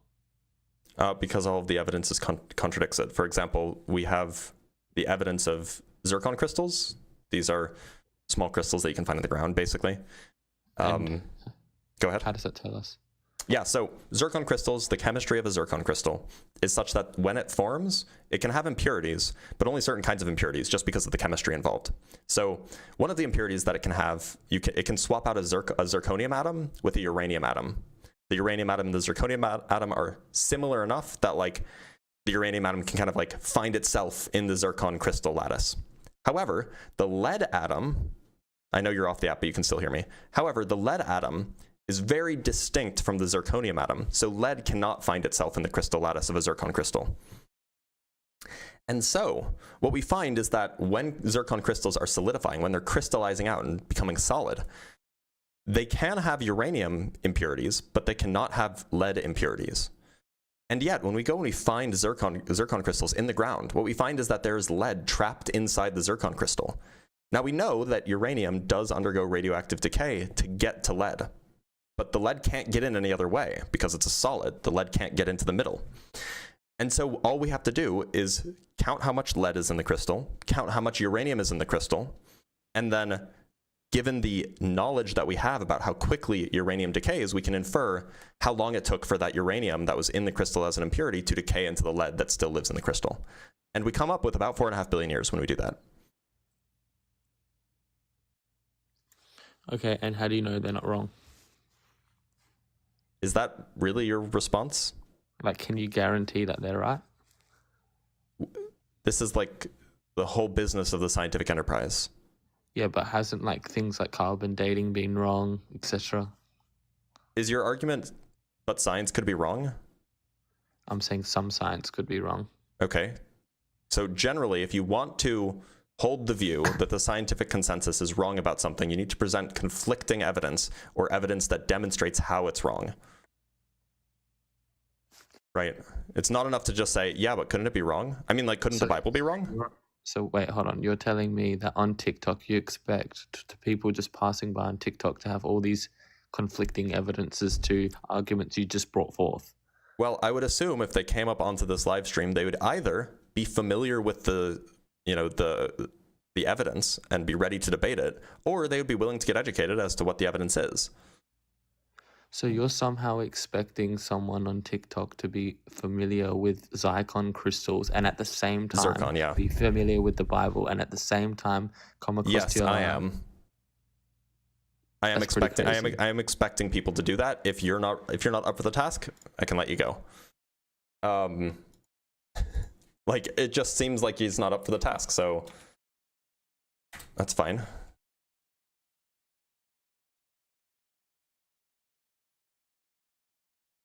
Let's talk to Sean Kelly. By the way, I think I can highlight TikTok GIFs now, see? Hello. Hey, how's it going, Sean? It's going good. It's going good. How about you? I'm doing all right. How old do you think the Earth is? So I'm very conflicted. I feel like there's a chance that it's 6,000, but there's also a chance that the Bible is wrong. Okay. So the argument that I want to bring forth as to why I incline that it's 6,000 is that how can you give points to defend, your points when the argument that can be brought up is omnipotence? Oh, well, look, I mean, it is the case that, like, for example, imagine that Loki was the true god of the universe, the Norse god of Loki, Marvel, all that stuff. If Loki was the true god of the universe, then, like, we probably couldn't reliably do any science because Loki is, like, a trickster. That's, like, his whole business, right? And so he could just be, like, making weird stuff happen all the time to trick scientists. And, like, then we probably wouldn't be, like, justified in coming to any conclusion, at least not with, like, any degree of confidence. But the Bible or the God as described in the Bible is supposed to be a God that is perfectly good, is all loving, and would never deceive us. So, if the claim is that actually the science is wrong, God is omnipotent and made the world 6,000 years ago and instead planted evidence for us to believe that the Earth is 4.5 billion years old, that would just make him a deceiver, and that contradicts his nature. No, that's definitely true, but I feel like The problem with that idea that I find is that I feel like if God is truly loving, right, wouldn't that just make the Bible just completely wrong if in Well, that yeah. case? Yeah. So, I mean, is that what are you trying to say? Like, for example, like I've heard a lot of people say that like in history, the Bible has been changed many times. Are you trying to say that maybe it's like the entire Bible wrong? Or would you say like it's been changed to control populations and stuff like that? So my view, so to be clear, I don't think it actually says anywhere in the Bible that the earth is 6,000 years old. I don't think it says that anywhere. In fact, I know that it doesn't say that anywhere. Now, people can infer that from various texts. They're like, okay, well, earth was created in 6 days, and then we know how old Adam was when he died, and we know how old he was when he gave birth. So like people like kind of try to like build together a picture, but nowhere does it actually say the earth is 6,000 years old. But putting that aside, the point I'm trying to get is that like, yes, the Bible has some like true, describes some like true things that happened. Like, for example, the book of Maccabees, right? That's in the Bible. That's like a historical text. Like it actually happened. Like there was a Maccabean revolt. Now, perhaps some of the miracles that happened at the end did not really happen, but like there was actually a Maccabean revolt, and like there was actually like the priests and the kings and the prophets, like these people, especially after the kingdom of Israel was established, these people probably existed. But like definitely not everything in the Bible is true, especially because there are conflicts both internally and externally.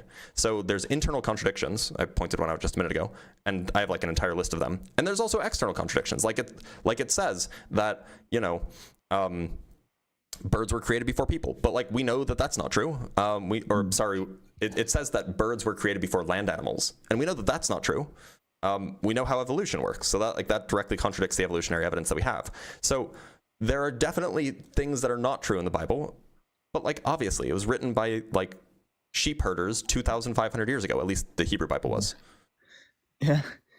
All right. Yeah, no, thank you. No, I just wanted kind of like the answer to like, how can you explain omnipotence? That was my main question. Sure. But that was, yeah, thank you so much. All right. Well, thanks for being here, Sean. I appreciate it. You have a good rest of your day.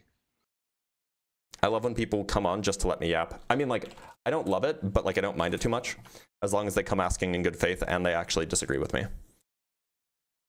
All right, let's talk to Michael.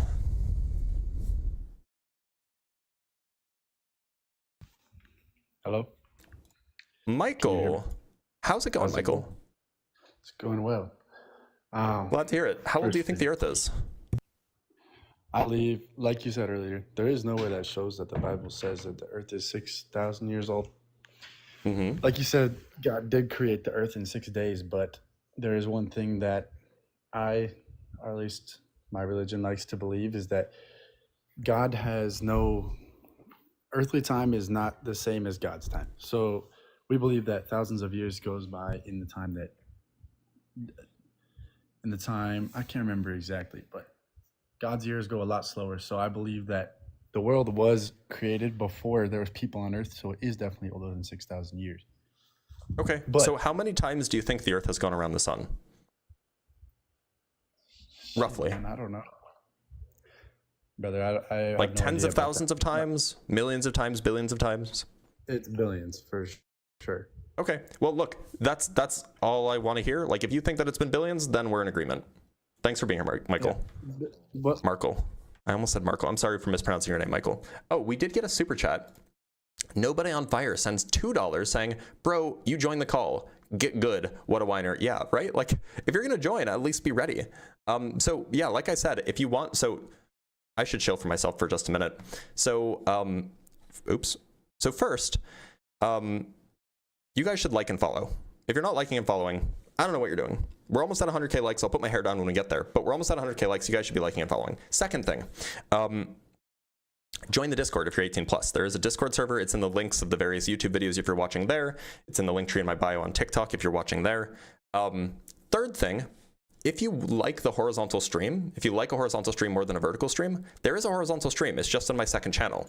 So you have to go to Dr. Blitz Debunks. That is where the second stream is. I will paste the link in the vertical stream live chat. However, If you want to find it on TikTok, you have to go to the link tree in my bio. There's a link to the Dr. Blitz Debunks YouTube channel. And make sure to subscribe there as well. Final thing, if you want to support me, there are ways to do that. So gifts on TikTok are of course welcome, although they take like 40%. Gifts on YouTube are of course welcome, although they take like 30%. And then Cash App, Buy Me a Coffee. These are links that I have in the various places that you can find them. If you want to support me, by no means is it required. Anyway, let's move on to the next guest. Let's talk to Orielco. I think I've spoken with Orielco before. Hi. Orielco, how's it going? I am doing great. How about yourself? I'm doing all right. How old do you think the Earth is? It can be squeezed into any time frame that science can figure out. What? So time, right? Because it's relative. Any time can be squeezed into, and I believe that ours is squeezed into around 6 billion years old, which is 6 firmament years. How many times do you think the Earth went around the sun?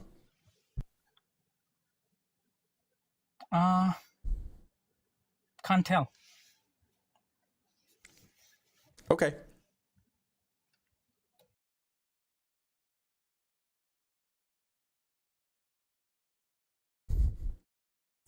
Okay.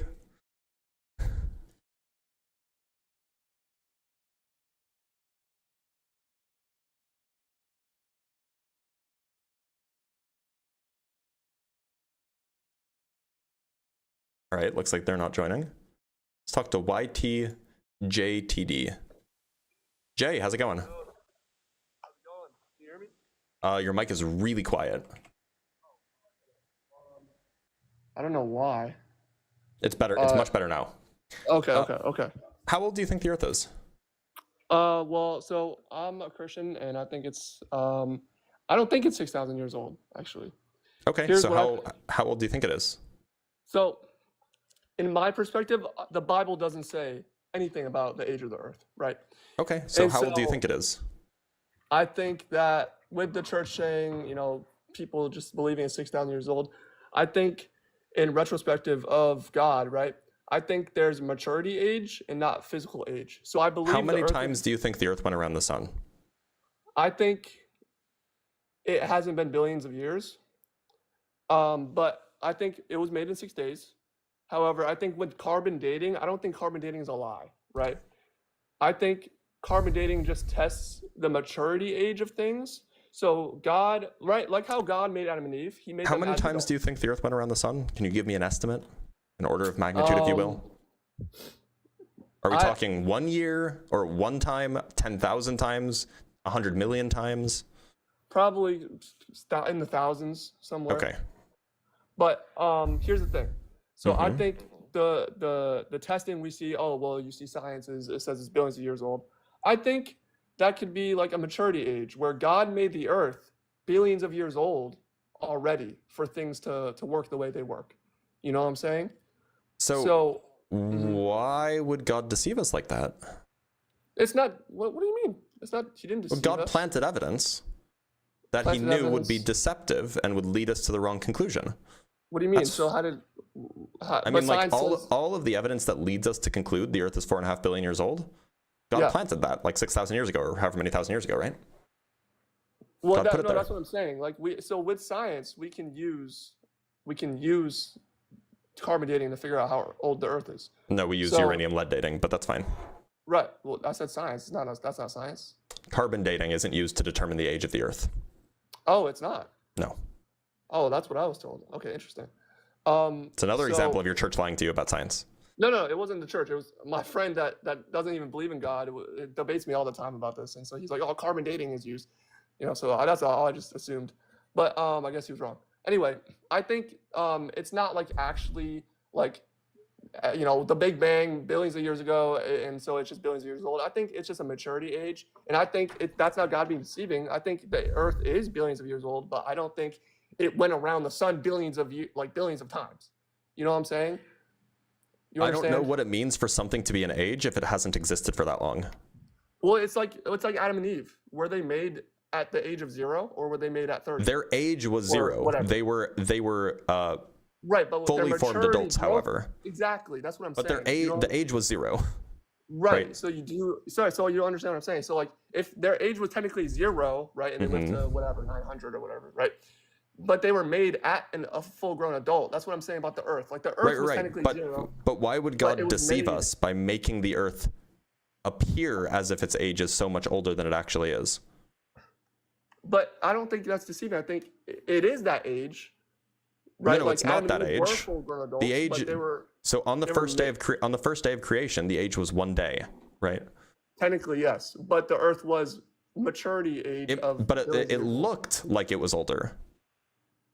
It was developed as if it were older, in the same way that Adam was developed as if he was older than 0 years old, right? Just like how the Earth was, and I believe that. Right. But why would he deceive us?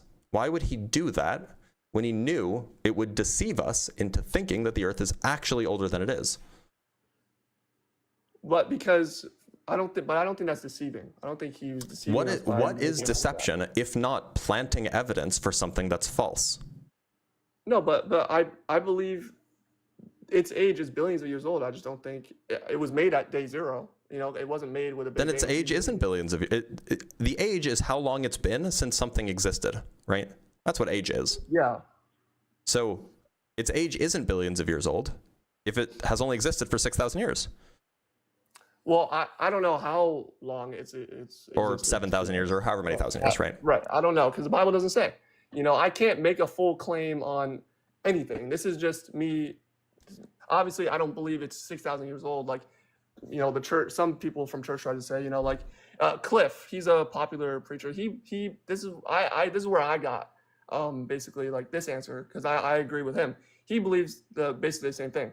How evolution, I don't believe in evolution. He doesn't believe in evolution, but not as an origin. We believe in evolution as a process. And so some Christians will say, "Oh, evolution it doesn't exist." I believe it does, but I believe evolution isn't an origin because God made everything. But I believe evolution still existed, like the Galapagos Islands. I think that's real.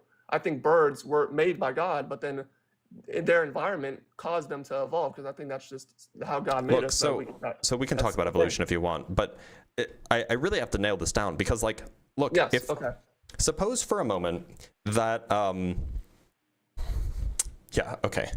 suppose for a moment that I'm 16, right? Yeah. And I I'm gonna get canceled. Let's say I'm hot for teacher, right? Let's say I'm 16 and I'm hot for teacher. Well, I know that my teacher is a reasonable person. She would never date a 16-year-old. But so what do? Well, I put on a fake mustache, right? I get a fake ID that says I'm 24 or whatever. I paint my face with some facial hair or something like this, right? Yeah. Would I be deceiving her?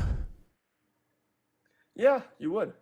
And how would I be deceiving her? Would it be because I'm leaving false evidence that would lead her to conclude that I'm older than I actually am?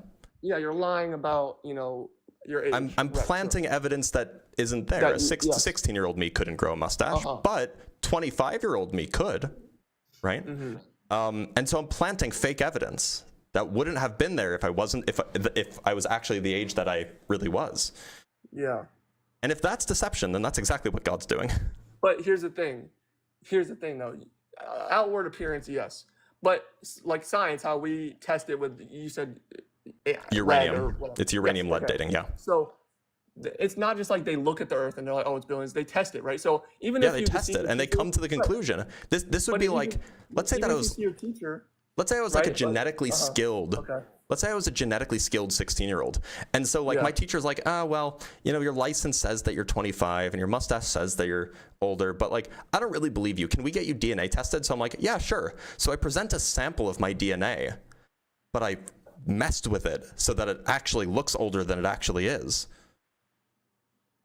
That's what God did.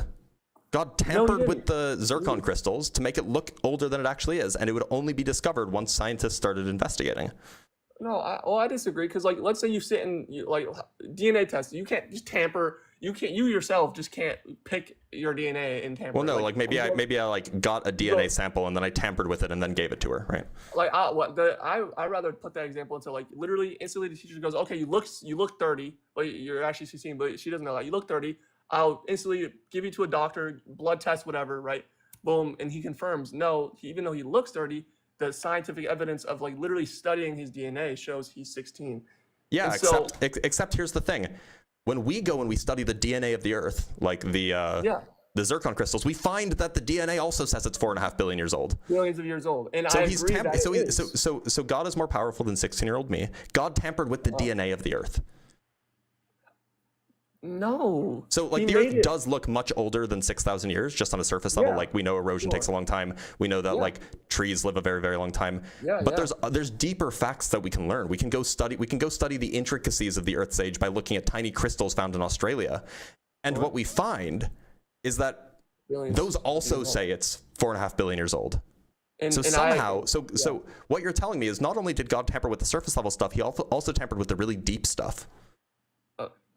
For me, I don't see it as tampering or him lying to us. I see that. So then, how did it get there? If it wasn't there on its own, if that's not the natural state of uranium or of zircon crystals, how did it get there?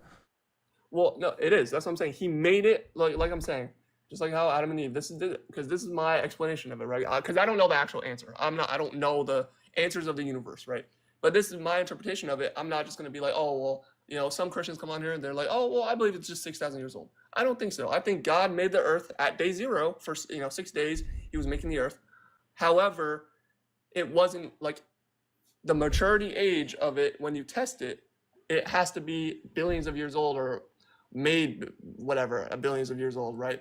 At the time, or however it had to be to collectively get up to that age that we study it now. So obviously when he made it, we don't know how long it's actually been, so like it wasn't made at 4.5 billion years old. If this was done in any other consequence, somebody making something to look older than it actually is, you would call them fraudulent, right?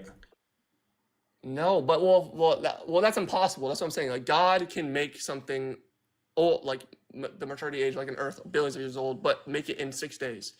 But no one else can do that. And it's still fraudulent, right? I don't think it's fraudulent, because I think when we test it. Okay, let me give another example. Suppose that I'm an antique seller, and I find, and I don't know, I'm trying, or actually, no, let me rephrase. Suppose I'm a computer. Suppose that I'm a. Hold on, I need to get the analogy right. So, what is the analogy that I want? Yeah, okay. So suppose I'm a computer, I'm an antique seller, right? And I have just like this thing that I just made in my workshop just a few days ago. Okay. But I want to sell it for a high price, and so I need to make sure that it looks old. So I go and I, add some patina to it and make it look scuffed up, scratched up. I bury it in dirt for a few hours. I covered it in mud. I spray it with water to make it look like it's been eroded. And then I put it in my store. Well, any reasonable person would look at it and be like, oh yeah, like that has all of the markings of being old, so it must actually be old. And if I then sold it to someone with like an enormous price tag only justified by an old age, they would be rightfully mad at me if they found out it was 6,000 years old. Sorry, if they found out it was 6 days old. Yeah. Because that would be fraud. I agree. That would be misrepresenting the actual product. So now, yeah. How is this not what God has done exactly? Well, I don't think that's what God did. You know what I think? Actually, that's a good analogy. I'm gonna branch off of that. Ready? This is how I explain it. So you said if you have an antique, cup or whatever, and it's like you scratch it up to make it look old. I'm not talking about looking old. I'm talking about scientifically. So when I say it, right? Imagine this. Ready? Imagine this. Suppose I'm really sophisticated at making things look old, so that scientifically we can figure out how old it is. Sure. Now let me say this. Imagine if the same antique guy, right? Let's say he like excavated like ancient material, like clay, right, from the ground, and he used that ancient clay that says it's like thousands or whatever, how many years old, right? And he uses ancient clay to build a cup, and he makes a cup out of the ancient clay. It was made in a couple weeks, but the clay is thousands of years old. Yeah, and he would still be lying if he sold it to you as if it was old. Because the cup is not but old. the material is still ancient material. So you're telling me that the zircon crystals are actually 4.5 billion years old. He just only included them in the Earth 6,000-ish years ago? For it to form, it had to take a long time to form. And if God made it in 6 days, he can do that because he's God, right? So he's all powerful. So he can make things. So how long did the zircon crystals actually exist? Because the zircon crystals have to have existed. I have no idea. If the zircon crystals were like the clay, then the zircon crystals have existed for 4.5 billion years. Yeah, I have no idea, because I'm just talking about if he made the Earth and zircon crystals were there right when he made it in the 6 days, but you test them and it's billions of years old. That just means he made it in those 6 days, whenever he made the ground or whatever, right? But the age he made it at for it to actually be able to be formed is billions of years old. But he was able to. But the zircon crystals would have been like in the analogy, like the clay actually is older than the cup, right? Right. And so by analogy, you're saying that the zircon crystals could actually be older, not just like their maturity age or whatever, like they're actually older than the Earth. Oh, so you're saying that I'm saying the crystals are older than the Earth?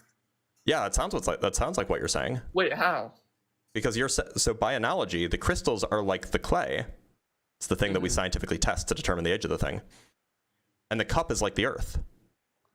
So if that's the analogy, then that means the clay, in this analogy, the clay is much older than the cup. The clay is ancient. They dug it up from some thing. Yep. And so by the analogy, the crystals would be much older than the Earth. Well, not if he made the Earth at the same time. But then the analogy fails because the clay wouldn't be older than the cup then. Yeah, it's the same maturity age and same, because I don't know when So the clay was actually older than the cup, right? Yes. Okay. But in the analogy that you're presenting, the zircon crystals are not, what you're trying to say is that the zircon crystals are not actually older than the Earth. No, I don't think so, because I'm so just then saying, the analogy fails. I don't know when God made crystals in the Earth. I don't know. Was it the first day he made the Earth? Well, all this means is that the analogy fails, right? No, I disagree. Because because in the analogy, the clay is actually older. The clay is in the Earth. The clay is actually older than the cup, right? The ground, sand, dirt, clay, all that stuff. I don't know what's confusing about like in the analogy that you gave. This is your analogy, right? Yeah. The clay is from like some ancient whatever, like it's some ancient clay, and the cup was made yesterday.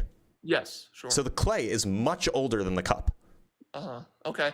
So the clay, by analogy, the clay is the crystals and the cup is the Earth. Okay. Yeah. Okay. So if the clay is actually much older than the cup, then the crystals are actually much older than the Earth. Okay. But if you're saying that's not what you believe, then the analogy just doesn't hold up. No. Okay. So yeah, let's say that is what I'm saying. Sure. Let's say the crystals are older than the Earth. So why is that a problem? So where were the crystals for 4.5 billion years old, or for 4.5 billion years before the Earth was made? No, they were in the Earth when the Earth was made. The crystals had to predate the Earth. No. No. If the crystals don't predate the Earth, then the analogy fails.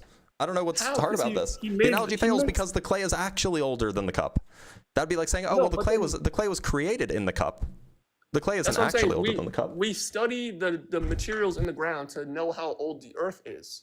So if the materials in the ground are that age, then we just assume, okay, if this is that age, the Earth must have been around for the same amount of time as well.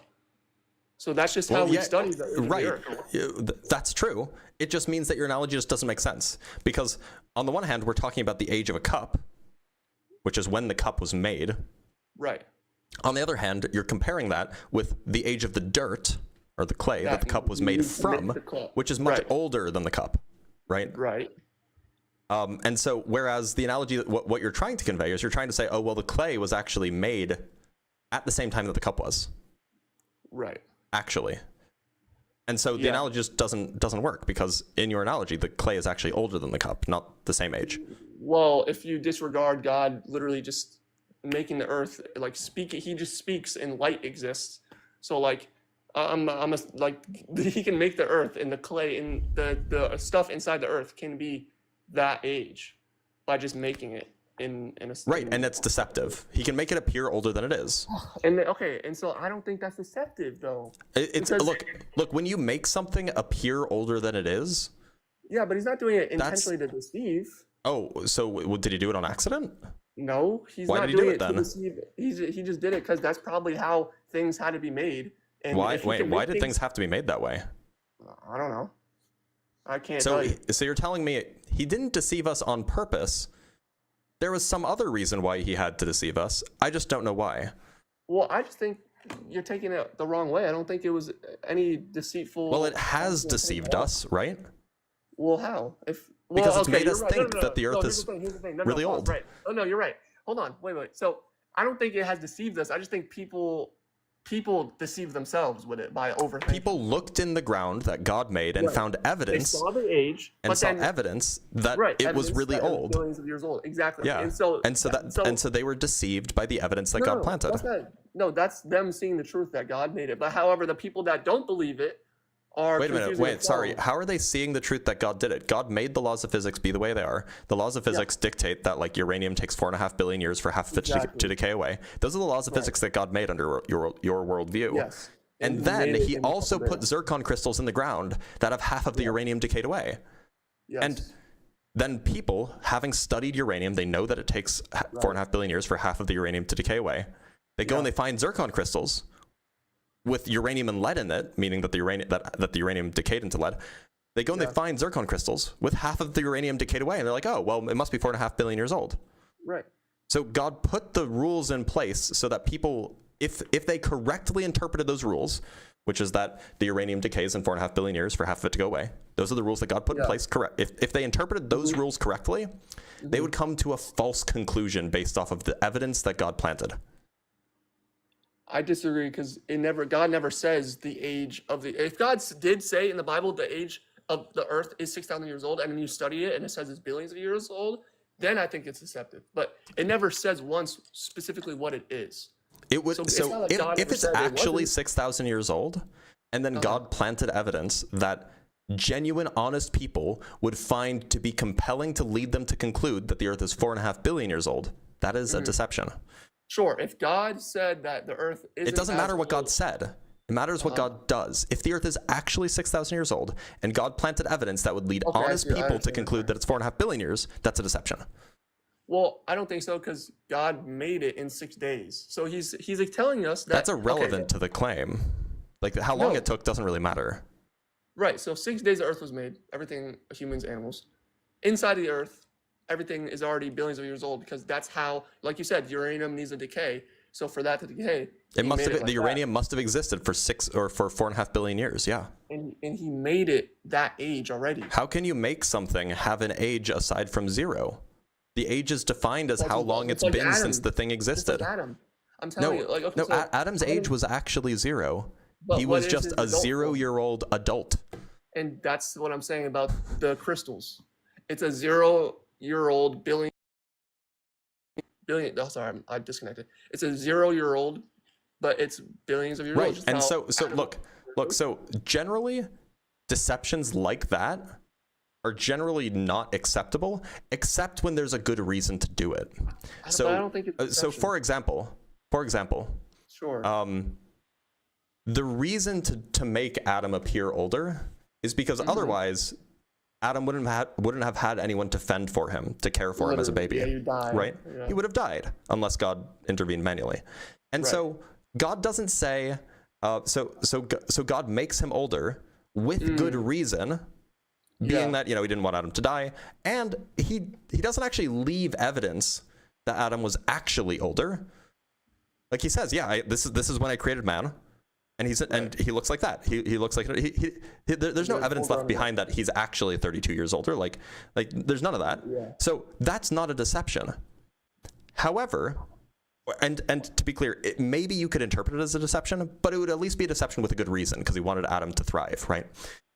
However, in this case, unless you can offer me a good reason why it was necessary to do this deception, it just seems like this God is a God of confusion. Well, I just think, again, I don't think he's a god of confusion. I just think people overthink things a little bit too much sometimes. And I think You there's mean no scientists? deception. Well, I mean, well, no. I just think people who thinks that this it's a deception, because I feel like God making it like the good. Let me give you a good reason. Because maybe if he just made like the lead, uranium, whatever, right thing, right, just like not the age that it was, then maybe some things wouldn't be That able would to have been work. fine. How? I mean, like, we understand the physics of like the world. Like, the world would have been fine. Because like, how long would it? How would it interfere with the other things in Earth? How would it? It wouldn't. It wouldn't. Like the amount of uranium on Earth doesn't really affect the temperature of the Earth. It doesn't really affect anything because most of it's like deep within the core of the Earth. And more specifically, the amount of uranium in zircon crystals is completely irrelevant to anything because it's trapped in there. So like it just doesn't matter at all. I have a question. So how does uranium just naturally form? So uranium forms through something I think it's called the ART process. It happens in like supernovas basically. Okay. Oh, interesting. So I'm just asking because I don't know. So I'm just asking, like, uranium itself, the only the uranium that's on Earth, there can't be more unless like humans artificially make it. Is that even possible to do? Yeah, or we could in principle artificially make it, or we could go like mine it from an asteroid or something like this. Okay. Right? So it doesn't. It's not like a naturally. No, like, it doesn't. It's the amount of uranium that we have on Earth is about half as much as there was on Earth when it formed, and we're not getting any more. Interesting. Okay, yeah, that's interesting now. Okay, so I mean, yeah, again, I believe, and at the end of the day, right? I believe, God made the Earth, whatever. Even though uranium comes from stardust or whatever from space, maybe again the theory of the Big Bang. Maybe the Big Bang was God speaking everything to existence, and that. Maybe, but that would still have happened 13.8 billion years ago, right? Right, but the thing is, maybe the age had to be that way for everything to condense so small and to explode the way it did. It sounds like an awful lot of maybes in order to get around the evidence that's right in front of us. Right. Well, I mean, because the thing is, though, I can't scientifically prove to you God exists in general.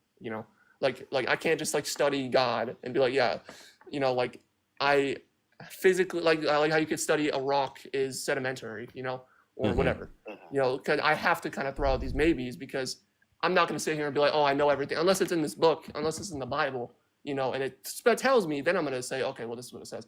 But there's no God, had the Big Bang. There's no He made the Earth this specifically many years old. So I can't physically because you have the upper hand, right? I mean, I'm over here mainly talking through faith, right? Because I have faith that God exists. But there's look, there are lots of people who have faith who think that the Earth is 4.5 billion years old. There's like a lot. In fact, I think that's the majority of people. But I believe it's that old too. No, but like actually, not just like it looks that way. I'm gonna have to disagree with that because I believe it was made in 6 days, but I do believe it has a maturity age of billions of years old. No, I know. What I'm saying is there are a lot of people who have faith in the Christian God, who don't believe what you believe about this. So like, it's not like if you have faith you have to believe this. It's just not the case. Well, I just disagree with those people. Like I don't think like those type of people probably believe, evolution is an origin. Which is like a normal thing to do because that's what the scientific evidence points to, right? Well, yeah, sure, you could argue that. I mean, some scientists don't even.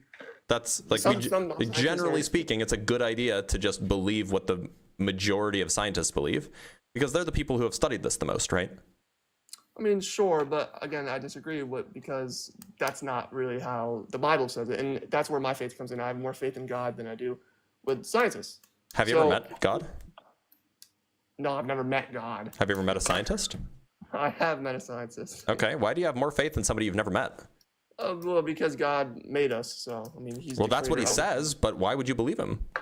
Well, I mean, the big reason why I believe in the Bible is mainly Jesus' story of the eyewitnesses accounts of Him rising from the dead. That is. Are you talking about the 500? Because the 500 are not eyewitness accounts, right? Well, yeah, they are. An eyewitness account is when somebody who saw something writes something that they saw. But those 500 didn't write anything, so you don't have an eyewitness account. You have a second-hand account of alleged eyewitnesses, right? That's not an eyewitness. So, like, if you're an eyewitness account is either testimony or it's written word, right? Of the eyewitness. Of the eyewitness. No, but those 500, we don't have their testimony. We have Well, secondhand. We have a Gospels. secondhand account. We have the account from somebody who says that 500 other people saw it, but that's Okay. not an eyewitness account at all. Well, okay. If you want to argue that, then I mean, technically we have at least 12, or whoever. Well, maybe we don't know who wrote the Gospels. Well, we do. Yeah. No, we don't. We do. Yeah, we do. They're not attested. They're anonymous. I don't think that's true. I mean, Where does it say who wrote Mark, Matthew, Luke, or John? Where does it say who wrote those? I mean, It doesn't say it in the book. No, it doesn't. But I'm pretty sure. I'm pretty sure most of the Gospels are written by the name of the book. No, that's an attribution that was done later. I'm gonna look. I want to look up who's John. You should. John's author. Let's see. Who's the author of Mark? I'll do it, and I can know pull it not up. all of them wrote their own books, but I know like at least one of them. I'm assuming here, but let's see. John Mark, an early Christian figure through itself. Okay. He was a companion of Paul. Okay, so yeah, so the Gospel of Mark is John Mark, an early Christian figure through the Gospel itself, written anonymously. Okay. Written anonymously. Yes, and the name Mark was attached later. John Mark was a companion of Paul. Right. It was attached Okay. later, so we don't even know who wrote them. Interesting. Yeah. Also, it why did says- he have two first names? What do you mean? That's suspicious. John Mark? What kind of a person has two first names like that? Oh, it's like saying John Smith. No, but Mark's a first name, not a last name. Yeah, but I don't know. I'm skeptical of him, man. Anybody with two Okay. first names. Yeah. All right, that's just rage bait. No, there's people who have two first names. Yeah, there are. You know who has Ooh. Oh, I can't think of anybody else besides John. neither. Besides John Mark. Neither. But yeah, John and Mark is not the same person as. But I mean, then it says who's considered. You know, there's an gospel, old then it says quote. written I didn't even know yeah. that this is true, but I guess I just believe it. Apparently, there's an old quote that says, "Never trust a man with two first names." All right. Well, that's just superstition. All right. I don't know, man. John Mark sounds like he has two first names. Well, I just want to say that I trust in Jesus Christ, and he doesn't have two first names. So. I don't know. Christ is pretty close to Chris. Chris is a first name. All right. Well, Jesus is technically the English version of the translation of Yeshua, and Yeshua is a pretty, that's a normal name. I'm just messing with you at this point, I know. JTD. Thanks for being here, though. I All right, appreciate yeah, it. no, it was a good talk. I mean, it is what it is. But God bless you, bro. See All you right, later. take care. Yeah. He came in good faith. I think that he got a little bit lost, but I think that he was trying his best, so I'm not going to be too mad. I'm going to read some super chats really quick, and then we'll move on to our next guest. So we have from Amazing with the $5. Thank you so much. That's so generous. How do you handle people who dismiss contradictions as wrong context or misinterpretation in Islam and Christianity? You just make them look bad. Like that's the only thing you can do, because if they're set in their ways that they can't see it for themselves, then at least you can make other people who are watching, who are kind of on the fence, you can make them not want to be like the guy who's currently looking bad. That's the only way that you can do it. Shame, I guess. And then we have $2 from Amazing again. His phone was made of old metal. Is his phone old? True. Yeah, no, it's a good point. I mean, like, is the phone actually old if the phone is made from old metal? Of course it's not. And then from L4th2, thank you for the $1. I appreciate you. All right, let's move on to our next guest.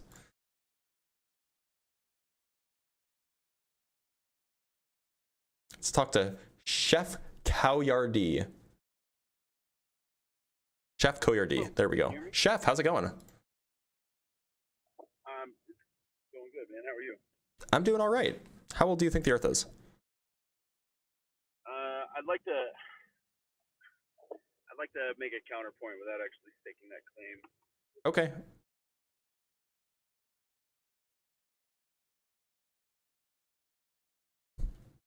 I know he'd like to. That doesn't mean I have to let him. Yes. I don't know how to say your name. I'm going to call you Bracket. Bracket, how's it going? Okay. I think the Earth is 6,000 years old. Okay, why? Well, because Bible says so. Is that particularly good evidence? Yes, because Bible is word of God. What if I don't believe that? Well, you can think it like this.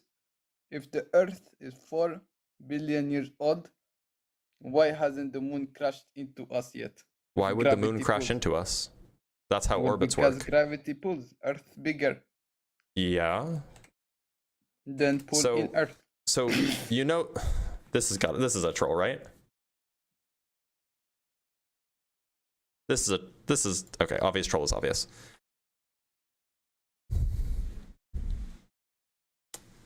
Let's talk to Rex.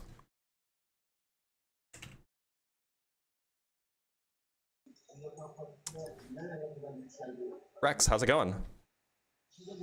Yeah, it's going good. It's going good. Glad to hear it. How old do you think the Earth is? Well, I think the Earth is 6,000 years old. Okay, and why? Probably not 6,000, but Around the there, range of, sure. yeah. So why? Because according to the Bible, you know, and dating back from how According to the long God Bible, has what? created the earth. According to the Bible, you know, from when Adam was created to this day, it seems like that. So, why do you think the Earth is 4.5 billion years old? Because of radiometric dating. How believable is radio, whatever you said it is? And Very. before, It's very believable. Before there was radiometric, whatever you said. Radiometric dating. How do you tell the Earth was 4.5 billion years? They didn't know. They didn't know how old the Earth was before the 50s. So we had ways of estimating it, and they were like way off. So how do you think people before then viewed the world? How do you think they viewed the Earth? I think that If they don't know it's so what was 4.5 known billion since the years, 1800s? I know there are like scientists before then. So what was known before the 1800s is that the Earth was ancient. And a lot of people had a lot of beliefs about how ancient it was, but they were very speculative. So like they thought that it was like millions of years old, or 100 million years old, or maybe 1 billion years old, or maybe 100 billion, or depending on who you asked, you would get different answers, but everybody kind of knew it was ancient because we had evidence that it was, at least millions of years old. Different kinds of evidence. Now, what if, imagine like there are like more calculations to the Earth being 4.5 billion years old, like in time to come, maybe there are like other advanced speculations or advanced equipment. Well, we're not speculating anymore because now we have a a method to determine the age. How do you prove the method is right? Like, I mean, it's what you're pretty using easy to actually. calculate. So the way that we determine the age of the Earth is the way that we can determine the age of rocks that we can find on the Earth, and so it could in principle be older, but that seems unlikely. So we can determine that the Earth is at least 4.5 billion years old by looking at rocks that we find that are at least 4.5 billion years old, and these are found on Earth. And the way that we determine how old the rocks are is by examining the different atoms that we find inside of the rocks. Some of those atoms can only get there by radioactive decay, and radioactive decay takes a certain amount of time. If something is created right now, can your method prove that it is created right now, like within seconds? Yeah, zircon like crystal. this Yeah. stuff? Well, it's not going to give you accuracy to within seconds. The accuracy that we currently have is like within 1%. So that's like 4.5 billion years old, plus or minus 50 million years. But yeah, you could, if you created a zircon crystal right now, this is what's used in radiometric dating of your radiometric uranium lead dating. If you made one in a lab right now, you would absolutely know that it's essentially 0 in age. You would detect no lead inside the zircon. So what I have to say next is, science have something about quantum physics, and the rest. Mm-hmm. If the Earth is 4.5 billion years old, Mm-hmm. the quantum part of the Earth, do you think is still the same age with the Earth? I don't know what you mean by Because the without quantum the part of Earth, the Earth. I mean like quantum physics now, like the smallest things in the Earth, like you can go deep. I don't know how to reference it, but like according to what I follow some of your videos up, like you said something about quantum physics, like you can calculate deep between small particles, and it's way bigger than how we view the universe. What? The linear, I don't know the word to use, but like there's a video you said something about the smallest measurable something in the universe is like into quantum physics. That's true. Quantum physics describes the smallest things in the universe, yeah. So my point is, what I'm trying to say is quantum physics, like is the quantum world the same age of what you're saying, like the universe is Yes. 4.5 billion years to? The radiometric dating relies on quantum physics. The radiometric, okay. Now, if it's 4.5 billion years, like how do you tell what happened during the period of 4.5 billion years to the time that you actually had a proof of, you can prove the Earth is 4.5 billion years old? You don't really need to know what happened in between. All you need to know is that zircon crystals, once they solidify, are very, very hard, and they don't let anything in them or out. Unless they have cracks, but so you look at places that don't have cracks. You don't know. That's the same thing referring to God. You don't know when he did it. God is not. If God did it, then it was 4.5 billion years ago. Sorry? If God did it, it was 4.5 billion years ago. It was not 4.5 billion years ago. Yeah. The same way time is calculated on Earth, I don't think it's the same way time is calculated in other places. You know, if you move faster, the so time when I is refer slower. to If you move years, slower, the time is faster. Just to be clear, when I refer to years, I'm just referring to the amount of times the Earth went around the sun. How many times the Earth has gone around the sun? About 4.5 billion. That doesn't prove the Earth is 4.5 billion years. That's what I mean when I say it's 4.5 billion years, because a year is the amount of time it takes for the Earth to go around the sun.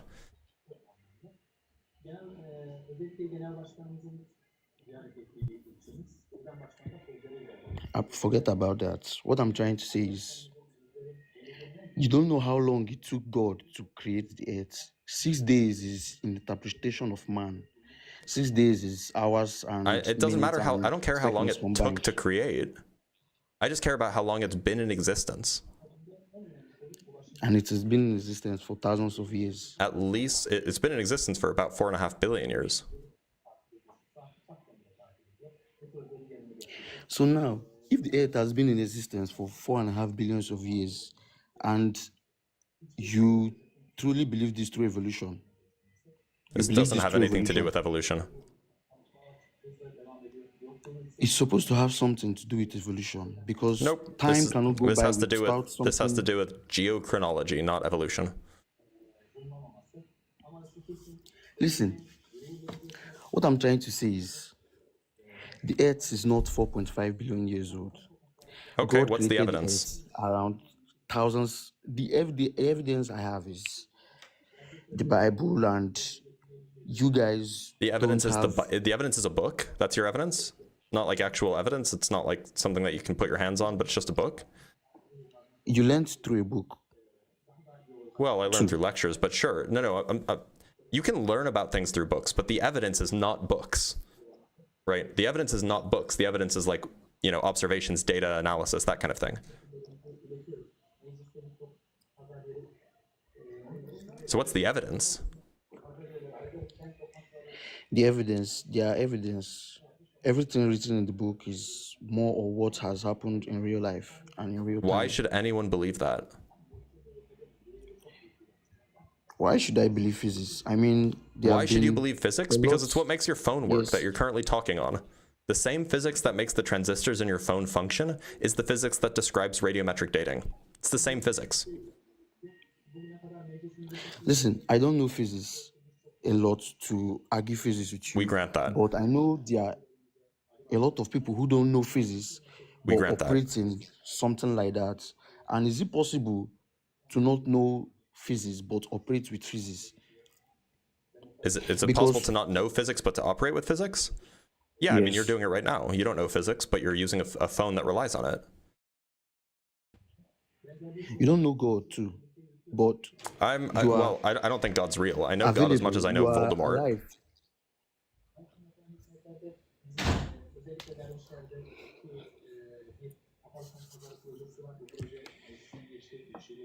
Like, look, I mean, you trust physics. You trust that the physics is right, that makes your phone work. You trust that the physics is right, that makes your GPS work. You trust that the physics is right, that makes all of our modern technology work. And it's just in this one thing where you don't trust it? Come on. I'm not saying like I don't trust physics. Like I don't trust the aspect of physics, like physics as the whole thing, proving the whole universe. I don't believe. Yeah, you physics don't is trust the parts of just- physics that disagree with your worldview. And I understand that. It can be hard to give up worldviews, but you have to understand how irrational it is. Listen, there are people where I come from that do, like I wouldn't say they are magic, but like, they do some absurd things that the human eye will see and would not just believe what has happened. And I believe those people too don't know what physics is, but like they are doing these things with a belief. You get me? Like, there are people who, manipulate bigger particles like, a metal, an iron. They can just snap it with their hands, but that is not believable through the human eyes because you cannot just break metal like that. But like, I mean, I've they seen do people this bend through metal their with their belief. hands. They're very, very strong. They are very strong. That's what I'm saying. But like, imagine just a slender guy doing it out of no physical force, but like, Then I would want to know how they he do actually it. did I wouldn't just be like, oh, it's magic. That wouldn't be my first instinct.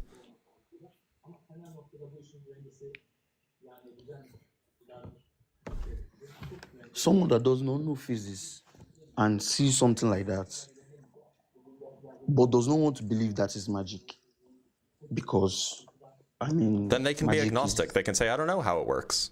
That's the normal thing to do.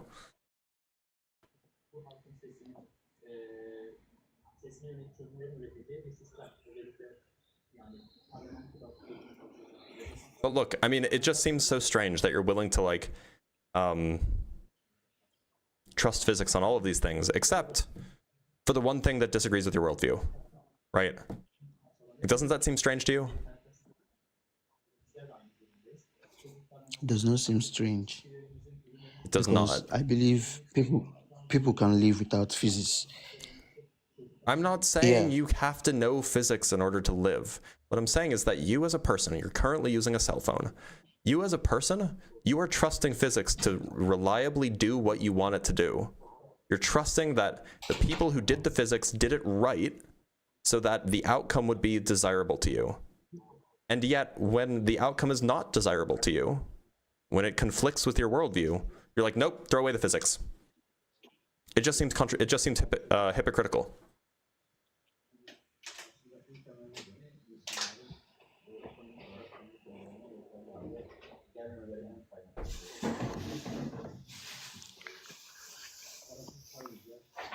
All right, I'll be back. Okay, Micah, thank you for being here. That was anticlimactic. No, I'm sorry, that's not Micah. I was thinking of Micah. His name was Rex. Micah, if you want to come up and debate on the topic that you think I'm being mean about, feel free to do so. Otherwise, No one cares about your complaints. It's just like, this is what debates are, my guy. All right, let's look at some super chats. Actually, we don't have any more super chats. I think that's everything. Just making sure. Oh, we do have a Cash App. We have 2 Cash Apps. Got to read these. Let's look at them. So we have one from Robert. Thank you as always, Rob. For I'm broke, but I support you. Yes, you do. And from Shay Andrew, I did it again. I'm so sorry, Shay. With the $10 for graphics is the embodiment of a Monday. Yeah, he is. That is a perfect Monday. This is classic Monday behavior. All right, y'all. I don't know if you could tell, but my stomach was grumbling. Oh, Micah's here. Okay, we'll bring up Micah so then he can tone police. Micah, so do you think that I'm being too mean to people who think the Earth is 6,000 years old?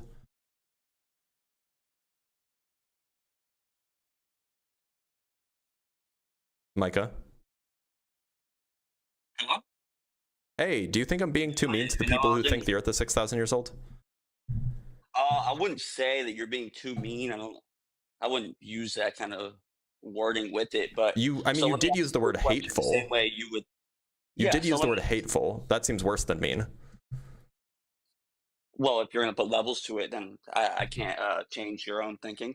But so my question is, what are you trying to gain? Sort of, because let me start it like this.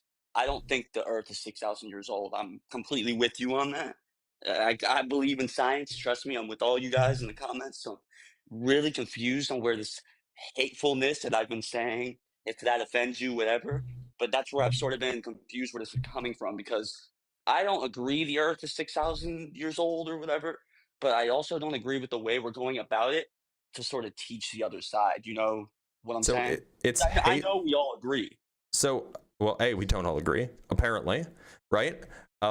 Plenty of people think the Earth is 6,000 years old, as we've already established from this live stream. Where do you see that being said, though? I had 1, 2, 3, 4, 5, 6, 7, 8, 9 guests who said that today. No, I completely agree, and I can't speak for those people. That's why I'm asking. So about those you. are that's where I'm seeing it being said. Where do you see that being said within on the internet, on TikTok? No, I know, but a lot of people can say whatever they want. Yes, a lot of people can say whatever they want. They base what they say off of their beliefs, and they get their beliefs from somewhere. But what do you believe more? Something somebody says, or something you could read and do your own analysis on and sort of learn yourself? Or are you believing what people say that easily? People have beliefs. I'm trying to fight those beliefs because they're bad beliefs. They voluntarily come up. They're not, nobody's making them do this. Completely valid, agreed. But so then who are you to say that you should be doing that? Instead of, because I have free will, and it's a free country, and I'm allowed to do that. Yeah, agreed. Touche. I can't change your mind, brother. All right. So then I guess I actually wanted to. How is it hateful? Tell me. Explain how it's hateful. Well, if you don't agree that it's hateful, I can't change your mind. Explain on that. it. But what I will say, maybe you'll convince me. Maybe you'll change my ways. Okay. Well, I guess I'll try. I don't agree with how. So if somebody disagrees with what I say like you're a teacher. Say you're a teacher in school and you have students, and you're teaching a student something they don't understand. Are you going to automatically tell the student, yo, you're wrong, this isn't right, yada, yada? Or are you going to sort of like baby spoon feed them? Like, you know what I mean? There's a little bit of a more respectful. Sorry, is saying someone's wrong to their face hateful now? No, that's not what's hateful at all. What's the hateful part? So when the guest leaves and you're like, oh, they're wrong, we need to get people that understand, like stuff like that. That's yeah, they really, are wrong. Is saying that people are wrong, is that hateful? Yeah, it's completely not. It's not really positive, or is it? Am I wrong? Maybe correcting people's incorrect beliefs is absolutely positive. How so? With the way you're going about it, I'm saying, not objectively. Objectively, you're completely right. People should want to learn. What about the way? What about the way I'm doing it? Is hateful. So, like I said, what's saying that people are wrong is hateful now? No, that's not what you did at all, though. I'm not talking. Okay, about what did I do? That was hateful. I'm talking about. So the kid, I remember there was this kid on earlier. People were making fun of him, and you were saying how how he's lost this, yada yada. How could you? What if I said you were lost? What would that mean to you? Would that feel like a good thing? I'd want you to know. I'd want to know why you think that, and I'd evaluate my beliefs to see if it's true. And if it's not true, then I'd be like, oh, okay, well, you just have that view, and you're wrong about it. And if it is true, then I'd be like, huh, well, that's good to know. And I completely agree with that. I think that's totally cool. But who's to say that you're right? How do you know you're infinitely right? The entirety of the scientific consensus is to say that I'm right. Are you just talking about the Earth being 6,000 years old? Yes. Or older than 6? Okay. Yes. And that you're totally right. Yeah. Yeah. Totally right. Totally right. I'm talking So about that's more who's to of, say. Like, I don't know what you want. I was talking more of you were talking about with this one kid, you're not the guy earlier, but there was someone with religion, and you could tell he didn't know everything, but he kind of wanted to speak about it. I was sort of more talking about that point because Who was it? Was it Sean? Sean was on for 4 minutes. No, was it Michael? I believe it might have been before that. Was it JTD? The guy before the last guy? I'm sorry, I just don't know the name. That's fine. I mean, so Jay was quite pleasant. He was the guy who was who I was grilling about God being deceptive. Yes. Sorry okay, so what was what did I do that was hateful? Please. Well, so during the discussion, I thought it was actually pretty beautiful. It was just a little odd how if there is somebody you don't agree with, you sort of don't get their opinion, whether or not you agree with it literally. Like I would sort of. I do understand what he was saying. I was telling him that he was wrong. So no, I know, but that's the point. It's like I was trying. So someone like let's me, tell him he's wrong. No, you're allowed to, but I was trying to listen to what the dude was saying. I just couldn't hear because you were saying he was wrong. That's what my point is. It's so instead of having this coerced dialogue where it's like actually productive to society, people could listen to both points and then choose what they want. We're sort of here listening. So is it because I interrupt people too much? Because I know I do that. And it's something I'm working on. Well, that's not a problem at all, man. I do that all the time too. I didn't think that was a problem at all. I totally just think and I'm not trying to tell you how to do your job at all either, because I know you probably have been on this for a lot longer than I've been in this call.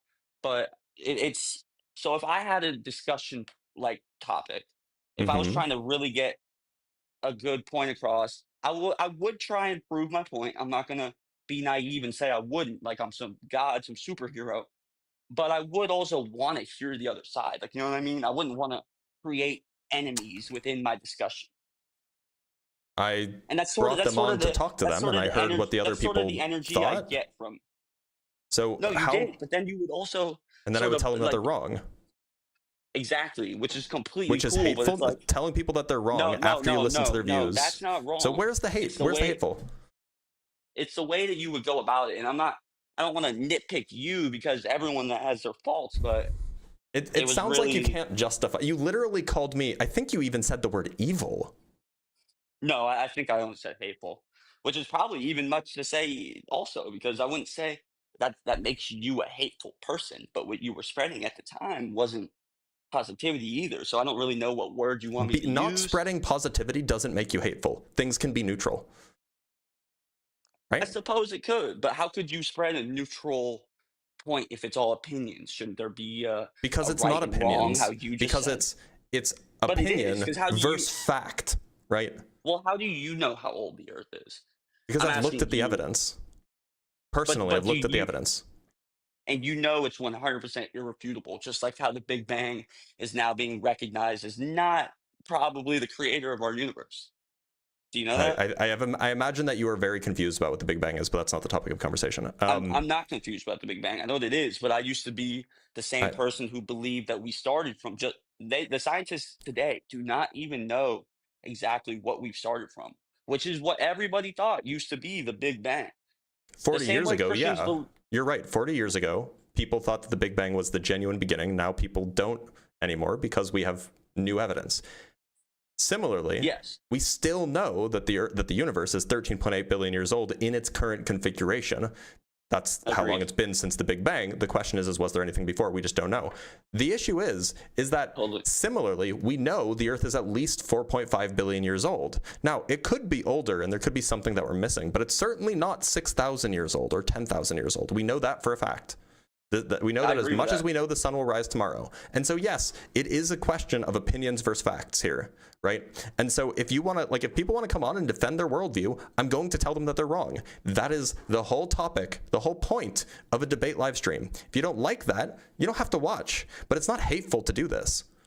But And it's by the way, debate. if you think I'm being hateful, you should go see what the other atheist live streamers do, because my God, I am the politest and nicest one you'll dude, find. I also just want to preface, like, literally, like, hateful was like probably the worst word I could have used. Like, you're not that, dude. I don't want to portray that, but I do stand firm on what I said.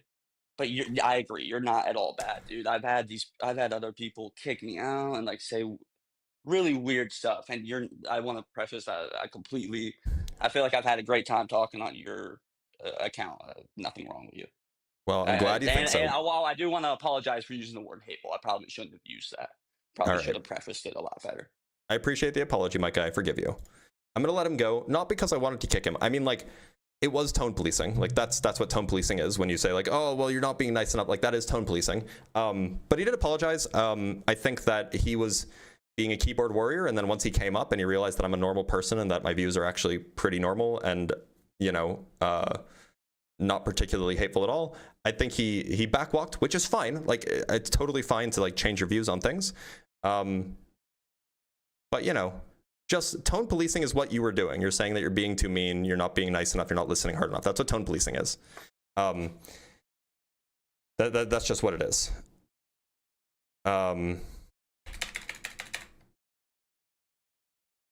I can, so anyway, y'all, I'm gonna end the live stream because I want to go eat lunch. My stomach is rumbling, and I need to have some coffee, and I have a lot of work today because I'm going to a concert later, so I have to get a lot done.